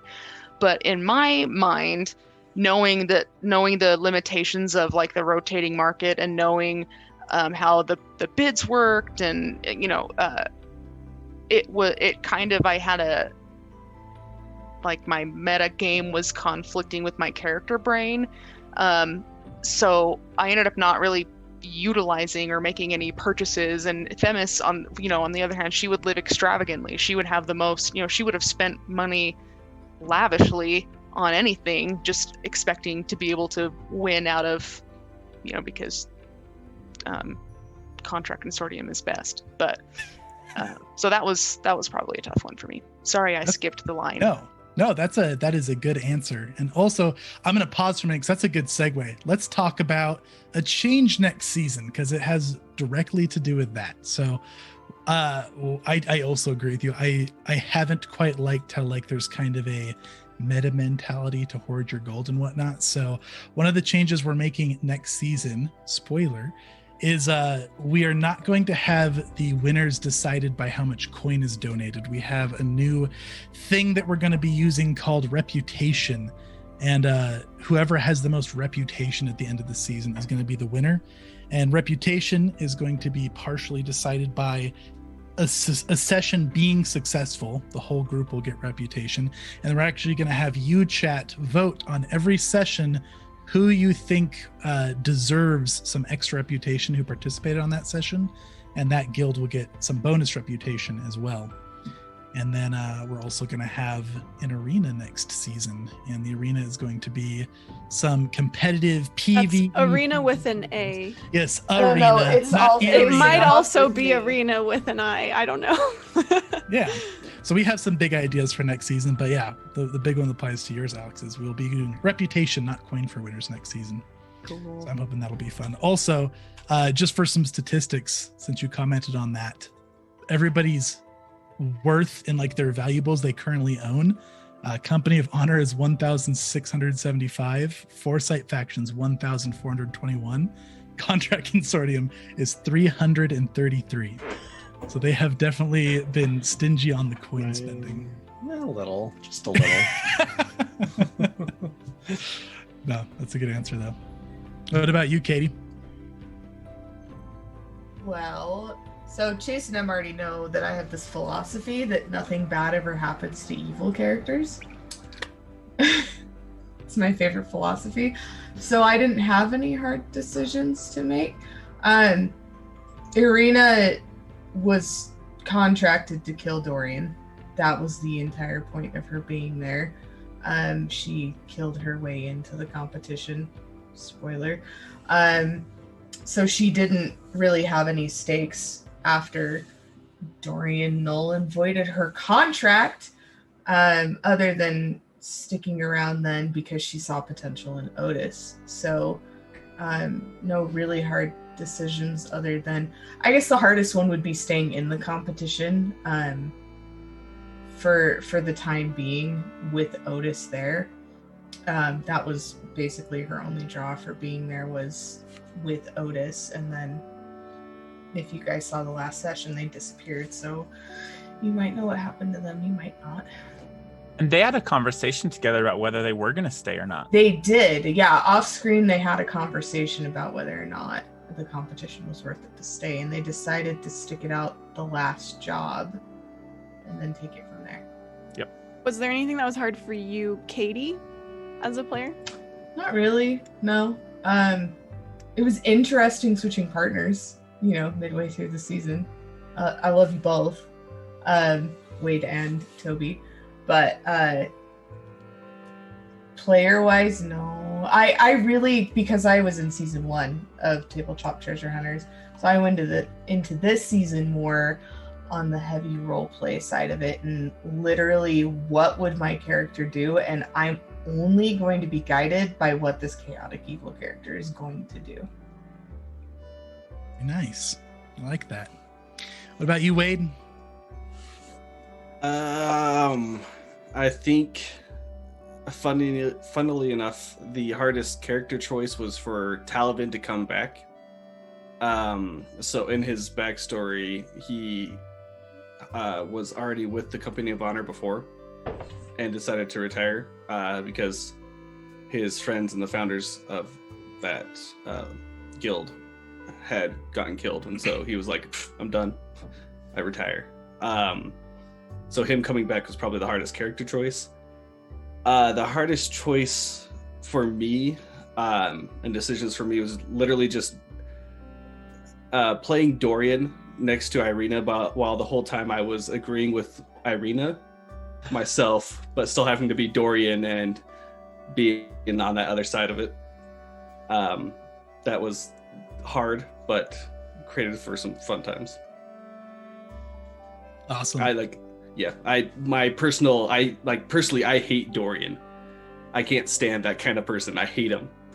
But he was fun to play, and so. Very good. Benegog liked him. Yeah, she did. Benegog Nile. Just so embarrassed when Otis saw that. That was such a good moment. Oh my gosh. So embarrassed. That was my favorite Benegog moment. Was them having their write-off in their notebooks. Oh my gosh. My hardest decision as of the season, where I felt like I had to flex my improv the most, was the Prince session, when you guys I had a completely different session planned and you guys just threw it off the rails. You're like, nope, no subtlety. We're gonna shake this bodyguard down and we're going for it. And it was awesome. It was super fun. I mean, what did you have planned? I had a lot more like nobility, subterfuge, political stuff planned, but it turned into some nice, good chaos, and it was very fun. Can I talk about this a little bit? Sure. So when I pitched Chase this idea for the session, because we have like a brainstorm group where different people pitch sessions to him and he changes it to fit T3H. And I pitched that the locations is like, okay, so this is where you would go, like, okay, this was stolen, you guys would go to that location, and he was gonna have like hidden notes or like messages for you guys to like find and decipher, and like you were gonna go along this trail of, oh my god, there's something bigger going on here, but you guys were you were on it. I was like, there that goes. You guys reached down their throats and ripped it out and went right to the end, and it was great. You have an arbiter and an investigator walk into a room. Start of a bad joke, but what's gonna happen? It's true. You guys just immediately picked up that something was wrong, and yeah, you went with it, man. I want to add to that I loved Otis and Themis's like past job talk. Mm-hmm. Like, because Alex and I just would make it up and then just run with it like every time it popped up. I just thought that was super cool. That was very fun. I enjoyed that. Yeah. It added a lot of depth to your guys' character. It felt like you guys knew each other for a long time. For sure. And those were all unplanned, right? You guys just threw those out there and just rolled with it. Yeah. It was very much improvising. Well done on that. Mm-hmm. Very good. That was a fun question. I'm steering the ship, Tori. Sorry, I took it. I'm not going to steer it well. I'm like the captain on the Besmara job. I have a suggestion. I don't know how to run a ship. Oh yeah, go for it. Jupiter Sora asked a question. You can continue to steer. How about I just give you the question, then you can point to people and say, speak now. As long as I can feel like the captain here, Tori, that's fine. How much character backstory did you... I guess this is maybe targeted toward Leaf and Dorian, but how much character backstory did you end up creating after your character died and you created the follow-up character? Chase, you're now steering. Go. Go ahead, Leaf and Dorian. I did it. Very little to none. I had a lot of Leaf's backstory really fleshed out, especially some of like back scenes, like off-stream role playing. When as soon as he died, with Maple coming in, I talked with Toby a little bit about how they would know each other, because that was really important to how she was going to act and how she was going to be. but very little of Leaf was created afterwards. He was pretty well and done in a really great setup for Maple. I like that. What about for Dorian? Dorian had a good amount, but Talavin, that's what they're asking for, right? Is if I did Talavin's backstory. So, how much backstory did you end up creating after your character died and you created the follow-up character? So like, did you? I think for Dorian. I read that as Dorian. Did you add anything to Dorian's backstory after he passed? For Dorian, it was more of a lot of his backstory had already been fleshed out. It was more of like an end cap of his story. So I put out a fake newsletter that he would write called Dorian Daily as his last one. And it was of the moment after he killed his ex, which was the person that had hired Irina to kill him. And so it was like his moment of freedom, where he was no longer going to be killed, supposedly, since the contract was null and void. And he was off in Cheliax, just having a fun old time, actually vacationing, which was like his alibi. Did he really vacation? Yeah, he really did. Okay. Nope, he actually went to Cheliax. that. And then some vacation, you know? As one does. He met Talavin there because Talavin has a little hole in the wall restaurant in Cheliax.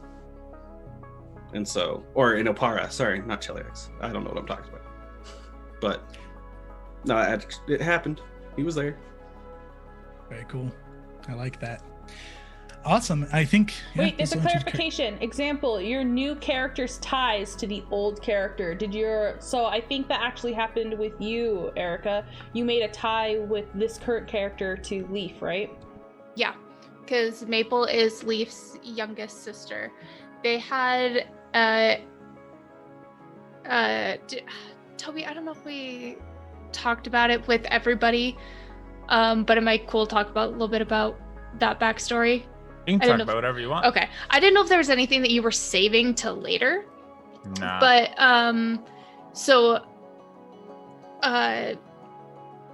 Leaf and Maple had an abusive father.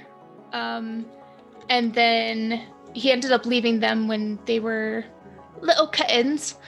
And then Maple ended up getting into an abusive relationship where Otis ended up being the one who actually investigated that abusive boyfriend because she was coming up with a lot of injuries, and he ended up murdering him. And that's how Leaf kind of got into contact with Otis. And then in the most recent job with Roan, you can see that one of Maple's fondest memories that she didn't know was her fondest memory was Leaf taking her to the Garden, which is a rehab center where she tried to get clean. If she had been on this season earlier, we would have seen her relapse because Leaf is gone and her and Otis still have a really deep bond because of that relationship. So that would have been interesting to watch her and Otis have a little bit of a drug dealer situation. So very cool. Yeah. Nice. Thanks for the TWs in chat. I should have it. said something about that. Okay. Awesome. So I think that's everybody applicable to that question. Moderator, would you like to ask me this last question hanging in there? I only did that last one because Jupiter Sora was kind enough to spend some mana. So Oh, very nice. You look like you are steering strong, my friend. I am with the wind. Yes, going in the keep right going. direction. I have a course. Hungriest Clone is asking me if I ever fudge things to increase difficulty for the players or decrease it so you don't outright kill the players. So this is a small brag. I'm really good at balancing encounters, in my opinion. So I don't typically. When I do home games, I will sometimes. I'm a pretty merciful GM overall in my home games. I will kill players. I have no qualms about it. I have killed some of Katie's characters. I am under the impression where if players, don't synergize well, or they don't teamwork, or they make bad decisions, I'm gonna, let their character die. And if I'm going through a home game and the encounters are constantly too easy, I will up the difficulty. In Treasure Hunters, I don't. I leave it as is because I do try to build it out to be, mildly competitive. The players scout ahead to see how difficult it's supposed to be. Sometimes my encounters get nerfed by chat coming in with a ton of hero points or blessings, but I do balance them with that in mind. So on the fly here this season and last season, I haven't really switched any encounters up, and I've been happy where they've been at. You guys kind of absolutely destroyed Roan, but you guys synergized super well, so I felt okay about that. I feel like I've made you guys sweat with the encounters. I haven't personally killed any of you yet. You killed each other, so but But yeah, are you surprised that Maple nobody almost died twice? Yeah, are you surprised that no characters died at your hand, Chase? I am actually. If I'm going to be honest, I'm surprised I didn't kill the Company of Honor at some point, the original Company of Honor, because when I just looked at your guys' synergy, I didn't think you guys had much. Like, you were this little investigator and this little alchemist, but then you guys worked together well, and Otis ended up rolling like a monster every time he needed to, like clutch athletics, like figuring out all the encounters. And then Leaf killed the shepherd. Yeah, Leaf did kill the shepherd. It was good stuff. On some of the more dangerous ones, you had Dur and Wiz, which were kind of a power combo. If we're going to be honest, you two kill things and heal things real good. It worked out. But no, I thought I was going to get at least somebody, but you guys crushed it. You guys came together well. Far. Last time it happened in the final session, just saying. It's true. We do have the finale. The finale is going to be super dangerous. Next session is going to be a little interesting. I don't think anybody's going to die.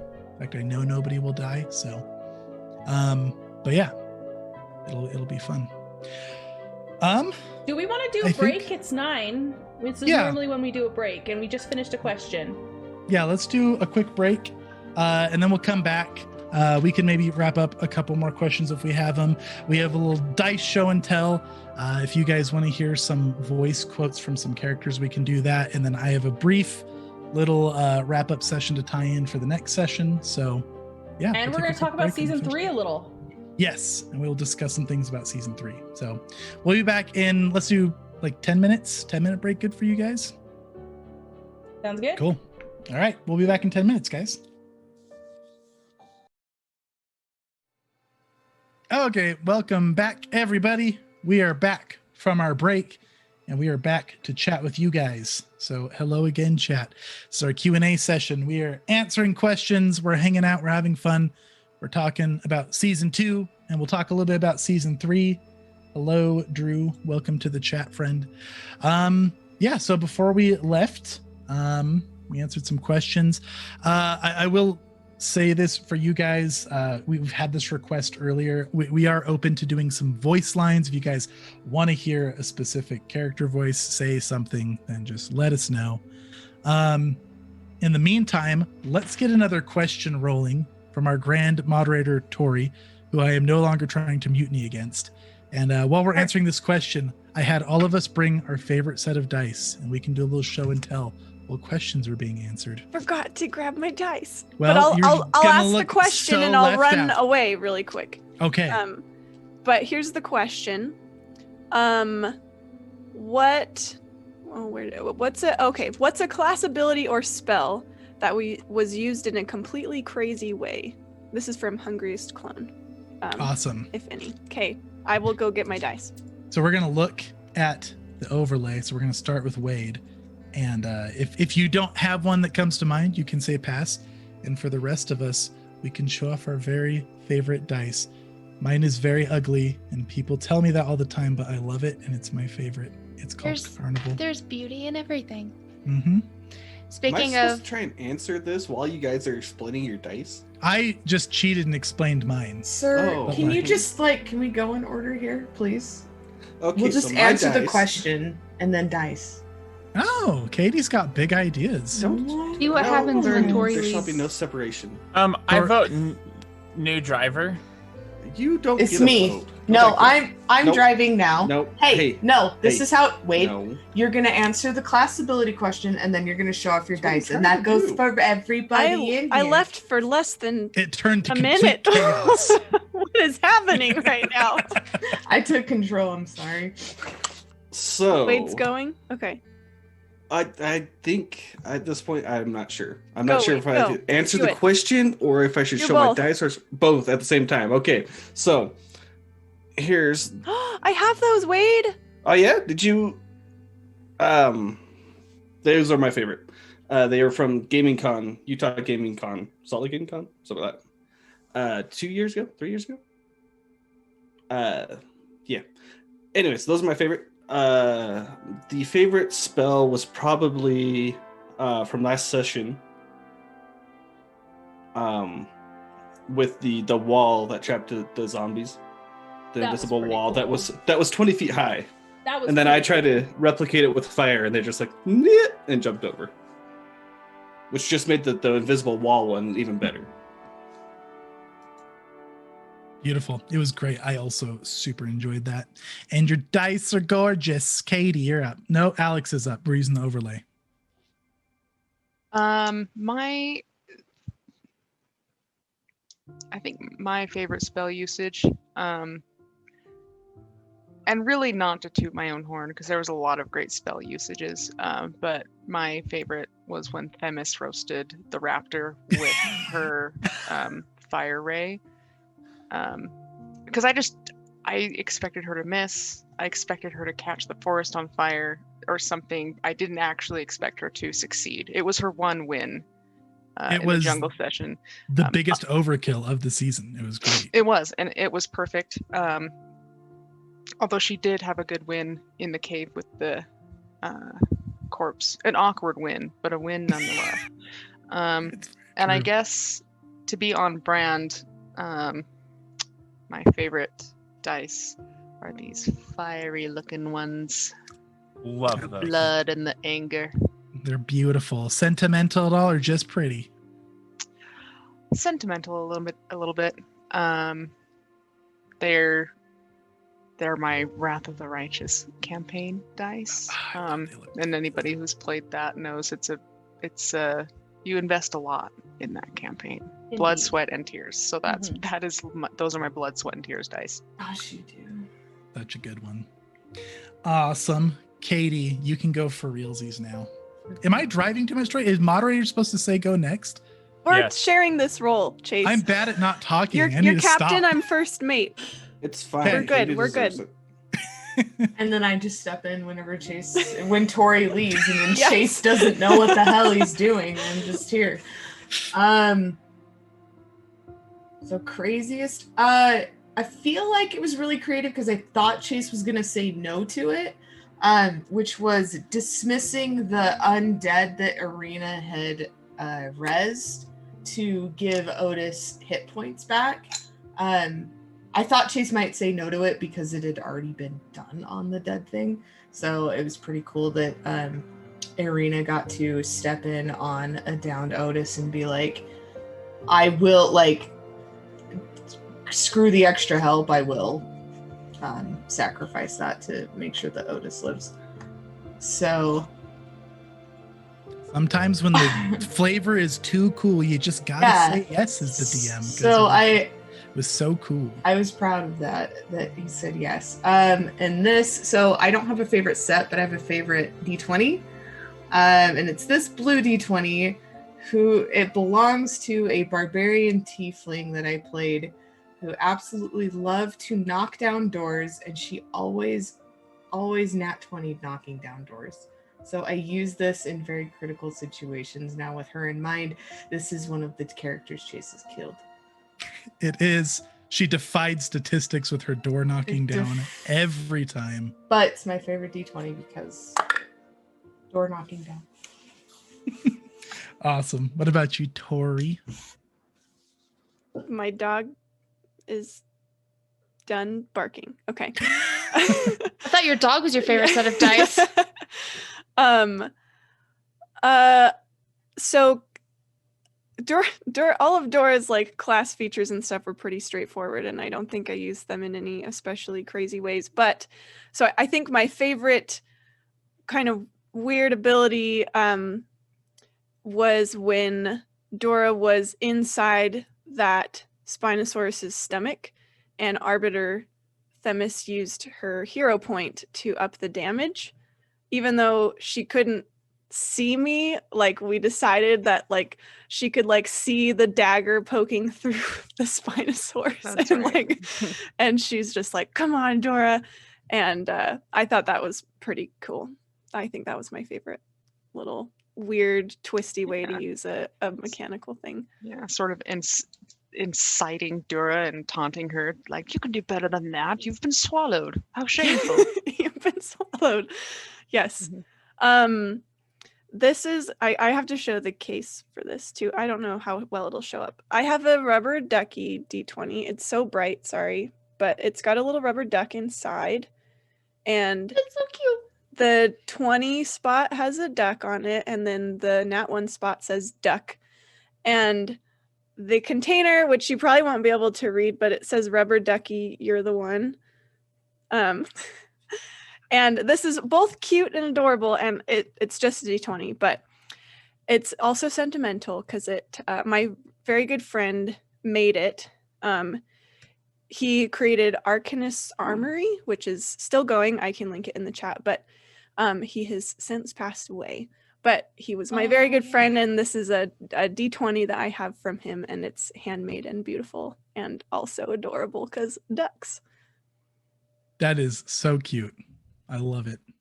I've heard a little bit about him from, I think it was you and Marley from Cutsies and Cupcakes, and he seemed like he was such a great guy. All right. So we're going to go to Erica next, but really quick, I'm going to pause so that these two can prepare because we have 2 voice line requests. We would like a love poem about or to Themis from Dorian, and we have a request for Otis deducting between who ate the last sweet roll, Arena or Paya. So Erica, tell us about what question are we on? I just completely lost. I don't know, but I was going to pass on it because I didn't really have anything crazy. Oh, it's the speller ability and used in a crazy yeah. way. So I kind of have a couple favorite sets of dice, but I have a couple of like individual ones. So I have this like heavy metal set from Kraken. This coin in particular, I have ADD and anxiety, so I'm constantly playing with this. So it is one of my most favorite things to just constantly have in my hands. But my favorite sets are from, hang on, I gotta show myself these so I can see what I'm doing. These 2 from Wormwood Gaming. One of them is this green, dark green one was actually my very first set that I bought myself to play. And the kind of gray stormy one was my very first set for GMing. So they both have a little bit of sentimental value for me. Awesome. Love it was that. fun because with my first set, I also got myself a custom dice holder. So it holds a ton of dice and it's great. That's so cool. Everybody loves the clickety clacks and the dice toys. Fancy it's fun. math rocks. If anyone wants to look at a bunch of fancy math rocks, I have on my Instagram, I have a highlights of all of the dice that I have because they're just so pretty. That's awesome. What a great use of Instagram. All right, Toby, tell us who ate the last sweet roll, Otis. Wait, I'm not going through my question and my dice? We'll get to you, but we're doing this first. Okay, hold on. I need to reread this so I make sure that I get it correct. There was some direction notes in there too. Was there? Did I miss them? Let's see. Otis. Oh yeah, they put must include evidence found. Must include episode So spells. it's Okay. between Irina and Paya. Uh-huh. I didn't do any vocal warm-ups before today because I asked Jace if I'd have to be Otis. So, okay, between Paya and Irina. We'll say I've come to the conclusion that it was Paya. You may be asking yourself, but wouldn't it be Irina? She's chaotic. She would eat the last sweet roll. But that's what Paya wants you to think. He wants to play on that chaos and his lawful being, that he would not break the law. Well, that was my sweet roll, Paya, and I saw your feather sitting there. Now, one might ask, would Irina plant a feather to maybe frame Paya? I think not. It is not chaotic. No, that is planned. Paya, what have you say for yourself? You've also got cream on your beak. Your Paya, name don't wasn't on speak. it. I ate the sweet roll, but there was no marking to say it was yours. I Paya, broke no rule. Don't say anything further without speaking to your lawyer. I Oh, put but- my name on it. Just because it was in a language you don't understand doesn't mean it wasn't mine. Someone must have removed it because it wasn't there. That's poppycock. Another language or not. But it was delicious, so thank you. I suggest next time you take Otis's things, you think about your decisions. It could result in unfortunate consequences. Irina, you were the one that offered it to me. That What? is incorrect. Irina, you... What? How did I miss this? Of course. It was an inside job. Otis, have You've been telling me to stop eating sweet rolls for months. You weren't listening, so what was I supposed to do? Just let you keep eating them? I should have... And scene. Scene. I truly believe you guys could pull a whole session out of that. That's just beautiful. Well played, sir. Well played. Okay, Brian, any crazy uses of spells that come to mind? I don't know Or about abilities? crazy, but in the episode where with the king or the prince, when we totally messed up your plans. I don't remember what her familiar. name was. The guard. What was her name? The one that I we don't just... remember either. You just Yeah. destroyed her. Anyways, so fully. like Scared guard number 2. it was like, it wasn't charm, but I cast like friend. Oh, or you cast like suggestion. suggestion on. Yeah. Yeah. And she just had to start handing me all of her weapons while Yeah. she looked confused. That was fun. I really Yeah. liked that moment. Being terrified and going Yeah. over. Yeah, that was good. Thank you for that. And my dice are in this nice little box. They're metal, Ooh. and I don't know if you can see, They're but like they shiny are with They're purple, purple. they are purple. I love those. Are they So for they're like Paya? I would use them for Paya if we weren't doing digital. Yeah, They're I just gorgeous. I just have to have a special thing to roll them in since they're metal. Yep. But I did get this like Baldur's Gate Ooh. Descent into Avernus like Ooh. dice set, and I used that little felt box. Oh, that's so fun. Works pretty nice. Metal dice are just so satisfying. They are. That they are. I love purple dice too. Yes. All right, Toby, tell us about any crazy spells or ability uses that come to mind. I was going to go with the same one that Katie already used, so I'll switch. I really liked Otis on the side, hanging off the side of the ship and kicking the cannons into the ship with his athletics checks. I thought that was pretty cool. That was very neat. Otis did some wacky stuff that fight in general. He did. My dice, I don't think they'll show. They're really shiny. They're metal rose gold dice. So I'll try to show the D20. I might have to turn off. I'm going to turn this off. It might show better.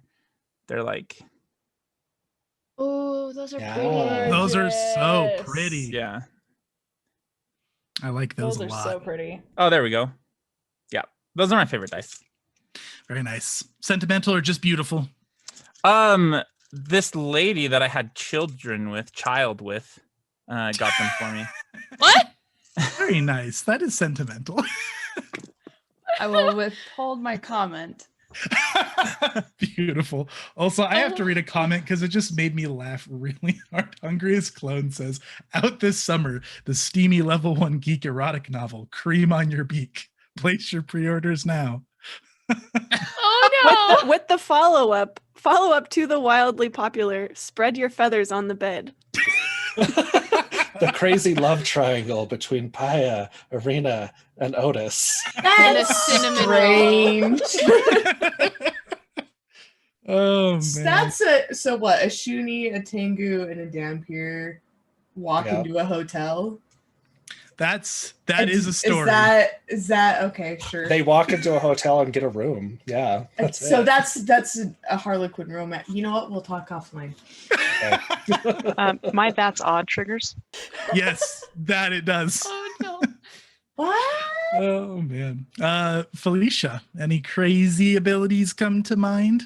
I don't remember things well, and especially not for having to remember all of my spells and things. So the only one that I can think of that I did was in the dinosaur episode where that whole flood happened, and I made myself fly or be able to walk in the air and then save someone else with the bubble under the water. I don't remember who it was. Yeah, it was I think it was Themis actually, right? It was Yeah. Themis or Paya. One of the two. Dora went for Paya. I remember you had Themis with you. Yeah. Wow. So, All I remember is everybody was dry except for Dura, and she was covered in leeches. yep. Yeah. And I made that worse too somehow, I think also. Oh, did you not want your medicine check yeah, to it was remove bad. it or something? But so not like crazy, but I love utility spells like that where you can just like get out of a situation. So not what I built for, but it worked out really well. It makes some fun moments. Show us It your pretty does. math rocks now. So I have a whole set of them, but this was my first set of dice that I ever bought. And fun fact, Chase and Alex and Toby were at my very first gaming session I ever played. My character died. Yep. Oh. Not the first session, but I remember those dice. I remember those dice and my character dying, and it was wonderful. I was like, this is awesome. My character can't come back. This is cool. Yeah. Do you I was remember very what it was excited that about it. killed you? Yeah, our- it was ghosts strangling me with chains. The chains. I disturbed a corpse. It was so Mhm. sad. The Piper. Mhm. Yeah. Look out. And our Good lives stuff. changed That since sound that day. still haunts me. Is this from Carrion Crown, the Piper? Mhm. Yes, my first Ooh, campaign of Pathfinder was mm-mm. Carrying Crown, and my That character did die. sound. And it was Toby who murdered him, and it was wonderful, and I appreciated him And for it kept you coming back for all these years. It did. I'm an elitist, so I was like, this is great. I love this game. Oh yeah. I, That literally changed the course of our lives forever. Mhm. So Look at us here, obviously. Do you have a comment, Toby? No, it was great. Good. No, it was. I don't have a comment. I'm Okay. not. I'm trying to not derail things, so I'm pulling my comment away.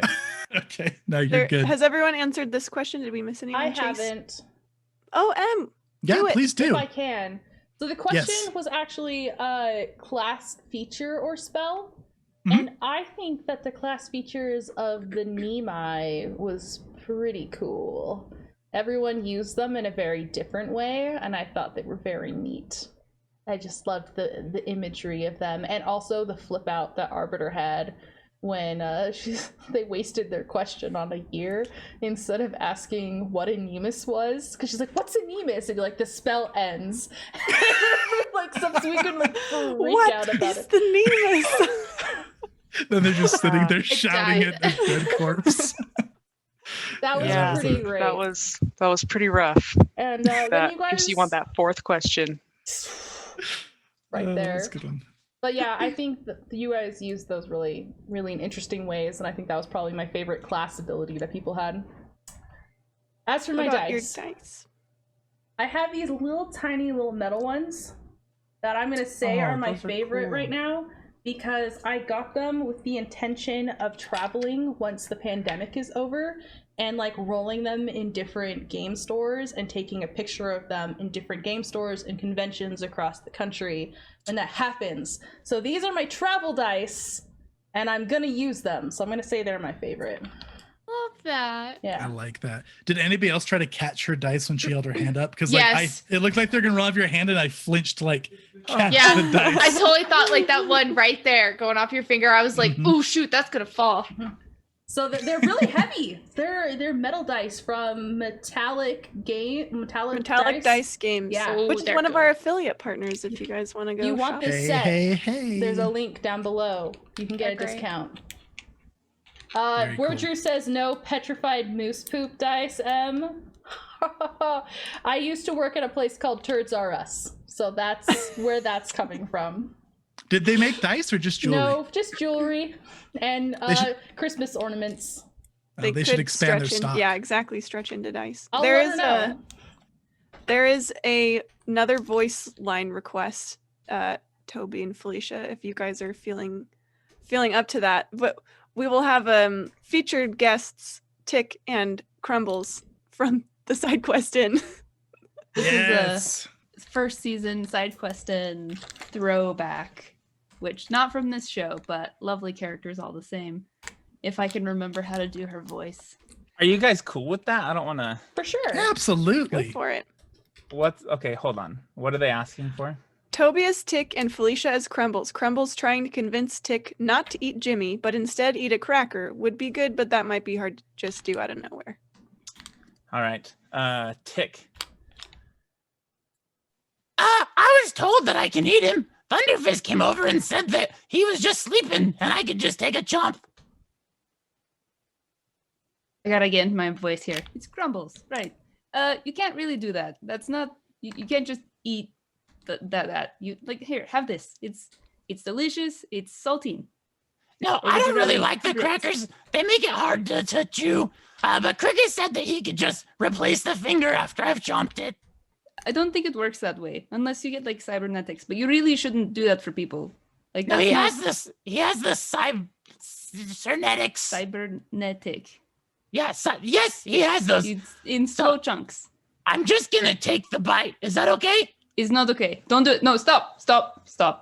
We're not doing that today. You have cracker, Ritz even my favorite. I've never had a Ritz cracker before. You want the cracker?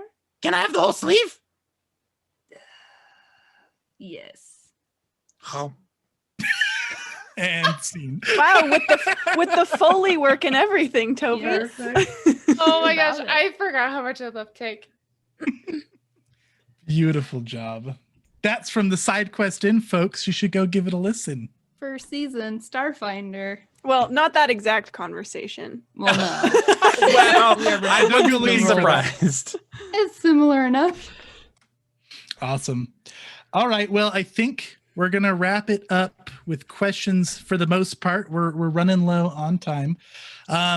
So I guess we'll say this. If anybody has any questions regarding season 3 directly, go ahead and toss them out. I will say thank you so much to all of you guys who have been supporting and watching. We were very nervous with our merge over from Wholesome Dad Gamer and of Dice and Dames into Level 1 Geek, and then our move over to Twitch. We weren't sure how it was going to go, but we had some loyal fans follow us over here, and we found some new friends over here on Twitch. And it's been so awesome. And because we've had so much support, we're going to do a season 3. We've been having a lot of fun doing it. It's been a great way to get a whole bunch of our friends together and play games with a lot of people. So we will be doing season 3. Some highlights that we'll just tell you guys about it. We will sadly probably be losing some of this cast, but we will have a lot of the cast returning next season. We will have some cast returning from season 1. We will have some new faces. And we will also be having 12 players next season. We are going to be doing 4 guilds of 3. And kind of the core concept of next season is the guilds are going to be, instead of doing kind of random odd jobs, since we're using this new reputation mechanic, they're going to be following their own story arcs that match with the flavor of their guilds. And they will be bringing one other guild with them on their jobs as well. So the guilds will be mixing on their own story arcs. It will still be 4 players per session. And then every round, the third player is going to be somebody that they decide to send to an arena competition. Again, that's arena, not Irina, the cleric. But we don't know that Irina's not going to be in the arenas. You never know what could happen. But yeah, pretty much the arena is going to be one person from each guild battling it out, not in like just a slugfest PvP. We have a mechanic where the players will not die, though they will still be able to, you know, harm each other and get into a battle. And then they're going to be basically, it's going to be games that'll have objectives and unique PvE settings as well. So we have some cool ideas. It should be fun. Winners will be decided by reputation, like we already talked about. And for the guilds coming back, we have not. So when we do this, I always present 5 guilds to the players, and we always end up excluding one just to give the players a little more freedom of choice of what guilds they go in. I can tell you that Syndicate of Rights and Contract Consortium will not be coming back, sadly. Because we're doing this arena competition, we're going to be trying to keep it a little more away from the evil scale. We're going to have League of the Hunt back. We're going to have Goldbloods back. We will have Company of Honor back, Foresight faction back. And then we're going to have one new guild, which is kind of in the works still. So we'll be talking about that at a future date. And 4 of those guilds will be making it into the competition. And that's what we got planned for season 3. Should be pretty fun. I'm feeling good about it. Hope the players are as well. I had a blast this season. I'm excited to do it again next season. And yeah, did I miss any questions here? I have a question. Is it time to make Chase cry like end of last season? I don't cry. I don't have feelings. So no, we're, you know. Chris, you're not me, so like just stop. Oh, you have feelings, Katie. We saw those smiles behind your arena methoding. It's not crying, no. Very good. But yeah, season 2, we've got 1 episode next week, and then we have a finale. Well, we'll have the final auction where we will determine the winner, and then the winning guild will have a 2-part final session finale, and that'll be it for season 2. So it's been very fun. It's always bittersweet when it ends, but yes, indeed. It's been a fun journey, friends. So Wait, I have one more question. Yes. For the cast. I vote we all go around and say 1 kudos to Chase for making an awesome season. Oh, we and don't to make him have cry. Yes, we do. Yes, we do. I'm emotionally steeled this time. I'll stall for anyone else who needs time to think. Kudos to Chase for balancing not only all of the character personalities, but all of the player personalities in this cast and keeping everyone, characters and players, happy and engaged and having fun. Because this was a big group with lots of life going on. So good job. Kudos to you. Oh, well, thank you. Much life in this group, that's for sure. Yeah, I agree. I mean, that's probably my biggest kudos as well. Is there, I mean, there was a lot going on behind the scenes to also manage, and I think for how much we as players threw at you and something that you already had to have pretty meticulously planned out as well as you can plan as a DM, but for as well as you managed all of the crazy things tossed at you on and off the stream, well done. Oh, well, thank you. And to piggyback off of that, I like watching all of the crazy things that we have questions on or things that we want to do. You had a solution and or a yes but kind of a thing. So I'm constantly impressed with your ability to allow us to do these crazy things that we want within the parameters of the game. And sometimes you're just like, you know what, I have all of these villain points, I'm gonna do something crazy. So I really loved having chat give you those abilities to watch you flex yourself a little bit more. So I enjoyed that a lot. Oh, well, thank you. Villain points were very fun this season, but couldn't get you guys. You were too strong. We're going in order. No, I think Or- everyone's just kind of hopping. Jump in whenever you feel like it. You Or, did you know- good. Hey, thanks, Toby. You're welcome. Chase, I'll just say Okay, thanks go ahead. for getting us out of our only game we ever play. So it's hard to kind of move to a new group and do things that are brand new, and we don't. For Toby and I, like, we have such a good group going, and it's hard to step away from that. But it was worth it, and it was really fun. So thank you for asking us like repeatedly over and over again. Appreciate For sure. that. Oh. Yeah, I pestered these two. I was like, nah, you guys are getting in here. Yep. I all the time, and fangirled I mega hard when appreciate these it. two came on. They're so impressive. So I'm really glad that you and Toby were able to come on. I know, a couple you. of them celebrities from the side quest in. It was great. Thank you. Chase, I probably know more than anybody how much time and how much effort and your creativity that you pour into this project. This was something so little that you came up with completely on your own, and it's so different and it's so unique. And I am constantly impressed with you taking ideas that I'm like, hey, what if you had this idea for a session, and you completely change it. It's like you make it your own, and you fit it into the setting, and you make it new and different every single time. And your life is hard. You have such a hard job and stuff.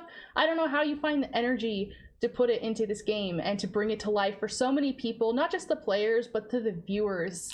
Like, I'm really impressed. Good job. Thank you. Oh, thank you. This stuff is my energy. It's so fun. That was a good one. Complimenting yourself. That's very good. I'll say two things.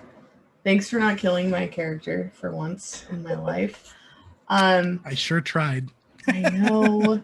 Two, thanks for teaching me a new thing about a cleric, because when we went into this, you were like, hey, you should try an evil cleric and it'd be cool. And I was like, I don't want to. And then you made me do it anyway.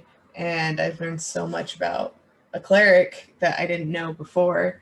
So thank you for making me try something new and actually end up enjoying it overall and seeing the variety. I mean, I know there's variety in Pathfinder, but for hating spellcasters, I don't hate them as much anymore. So thank you for making me expand my horizons into something I really wouldn't ever do.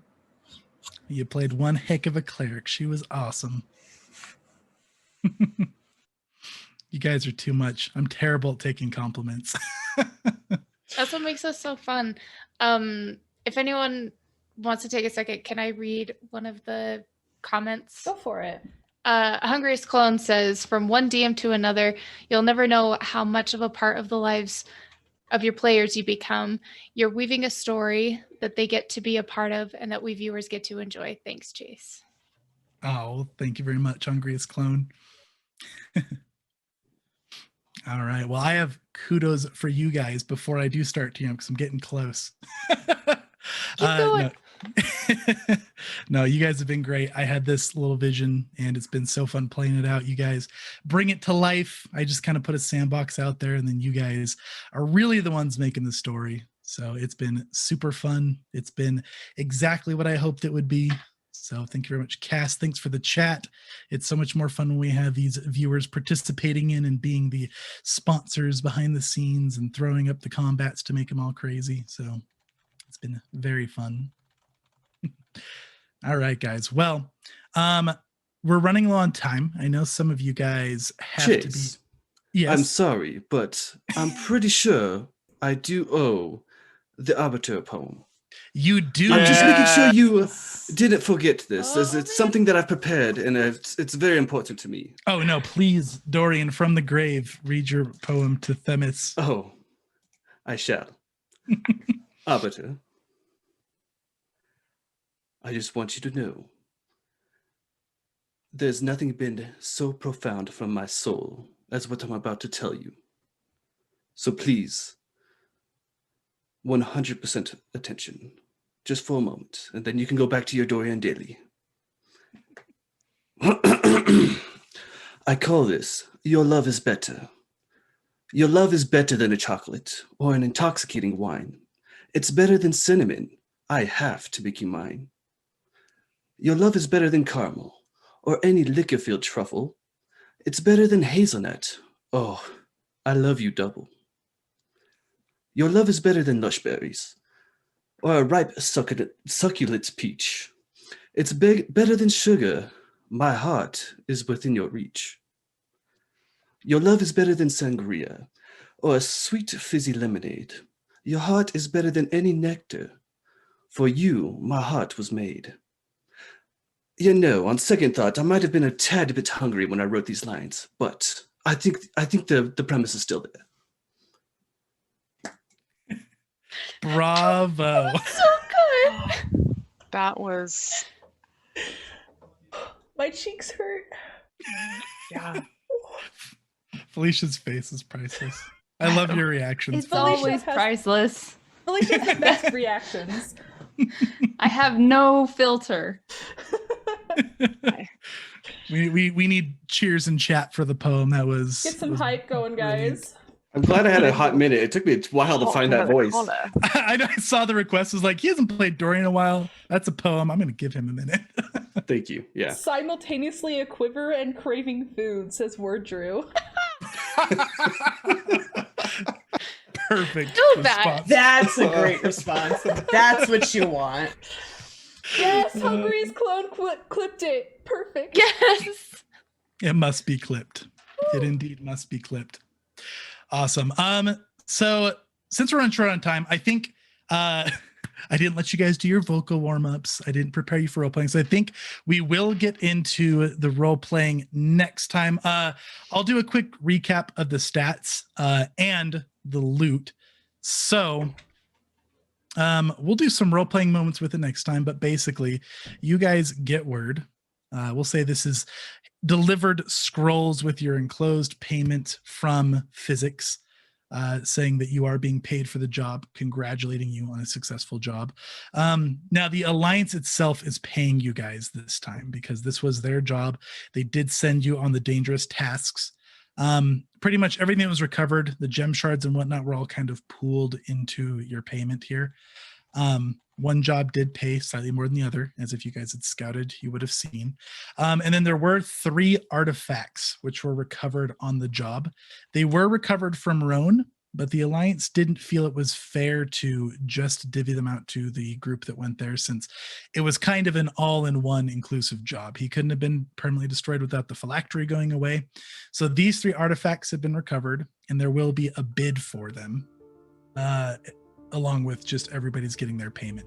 Also, you're going to get word that there's a complicated situation with the disqualification of the Syndicate of Rights, and that all of their previous earnings on this are to be equally distributed throughout the guilds that are still remaining.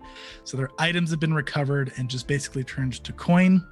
So with your payments on the last jobs, along with the divvying of Syndicate of Rights worth, Company of Honor and Foresight faction are coming out of this with 21,000 gold from the last couple of jobs, and the Contract Consortium is getting 20,100 gold.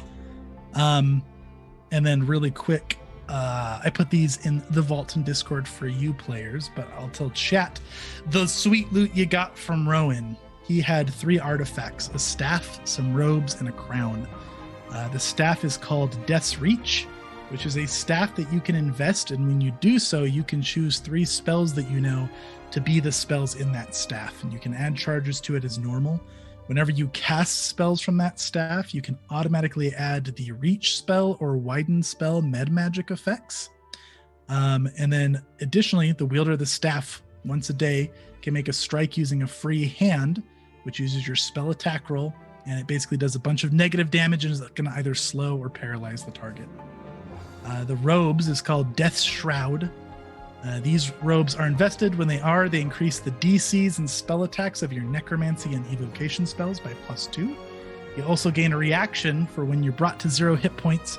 You can spend the reaction to immediately heal for 4d6, and instead of becoming wounded and going unconscious, you'll become doomed 1. or if the damage that triggered it was critical, you'll become doomed too. Then there is the crown, which is Roan's crown, which is Death's Will. While invested, this crown is the wearer of this crown is immune to death effects and can be healed by negative energy as well as positive energy. In addition, once per day, the crown can be activated with 2 actions. For 1 minute, the wearer has a 10-foot emanation that attempts to automatically counteract any positive energy spells within the emanation using a +20 to the roll. So those are the artifacts. The remaining guilds can go ahead. We'll have a bid at the start of next session for who's going to get those. It's just going to be an open bid, like I bid this much gold. It's not going to be a blind one. It's going to be a back and forth. That's how those will be divvied out. You can add the gold to your sheets. I've already added them to your accounting sheets. And you will get word that as the competition is coming to a close, there is going to be one final event before the competition ends. There's going to be an arena competition between everybody, and you will get word that Emmerich has purchased an arena for the Alliance. So you will get that word, and this is basically, we're going to do a little bit of a test for our Season 3 arena. We'll be doing a 2v2v2 next week. We'll also be tying up and figuring out what happened to Syndicate of Rights.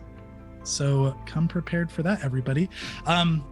Also, the final standings, I'll just give you guys. I was a little blown away because it is so freaking close. It was way closer than I thought it was going to be. We have in first place is the Contract Consortium at 27,782 worth. In second place is the Foresight Faction at 27,757 worth. And in third place is the Company of Honor at 27,629 worth. So you are all within like a couple hundred gold of each other by the end of it. So next session is going to be a pretty big one. There will be coin based off of performance and who places where. April sells all of her clothes. She goes into the arena naked. There you go. Child, no. She had clothes? Kinda. Oh, look at that. It looks like Level 1 Geek moderator has been posting all those in the chat for you guys. So thank you very much for doing that. Awesome. Yeah, guys. So I think we'll wrap it up there. Anything else for you, Cast, before we part ways for the night? One thing. Mm-hmm. I'm having a real Rowan moment here with the way you say arena. I'm struggling to decide if they're all going to fight Irina in a 2v2v2 or if they're going to fight in an arena in a 2v2v2. Surprise! Irina is actually level 20 Cleric of Morgabur, so bring your best spells. Or is it Irina in an arena? Irina in an arena. I mean, her name is pronounced Irina. I just want you to know, Katie, Irina. your character name has ruined our Season 3 mechanic. We'll never hear Arena the same. Did you know Irina. I'm not... Just call her Erin. It would be fine. It's not. Can we call her Elvish. You Ernie? are dead. I'm killing you. I'm so next. sorry I derailed this. That was it. That's all I wanted to say. Tori, No, take that the was wheel. I'm not even sorry. Tori, That's take my it. last comment. I'm not even sorry it's ruined now. I'll get us back on track. Chase, Yes, do the Tori, take us outro. home. I'll do the outro. We're teamworking it. Thank you very much for joining us tonight, guys. It was super fun having you in chat. I try my best to interact with you guys in the chat during sessions, but there's so much going on that, I can't always get to it, but I do see you guys and I appreciate it. We all appreciate your hero points and your blessings, and I greatly appreciate your villain points and all that stuff. So thank you for that, guys. Thanks for making this season possible. Now, if you'd like to support our channel, please follow or subscribe on Twitch, YouTube, Twitter, Facebook, Instagram, and all of that. You can also show your support by purchasing dice and accessories from one of our affiliate partners. We talked about that earlier. Pretty Dice, we showed them off. You can go get some of your own. So that's pretty neat.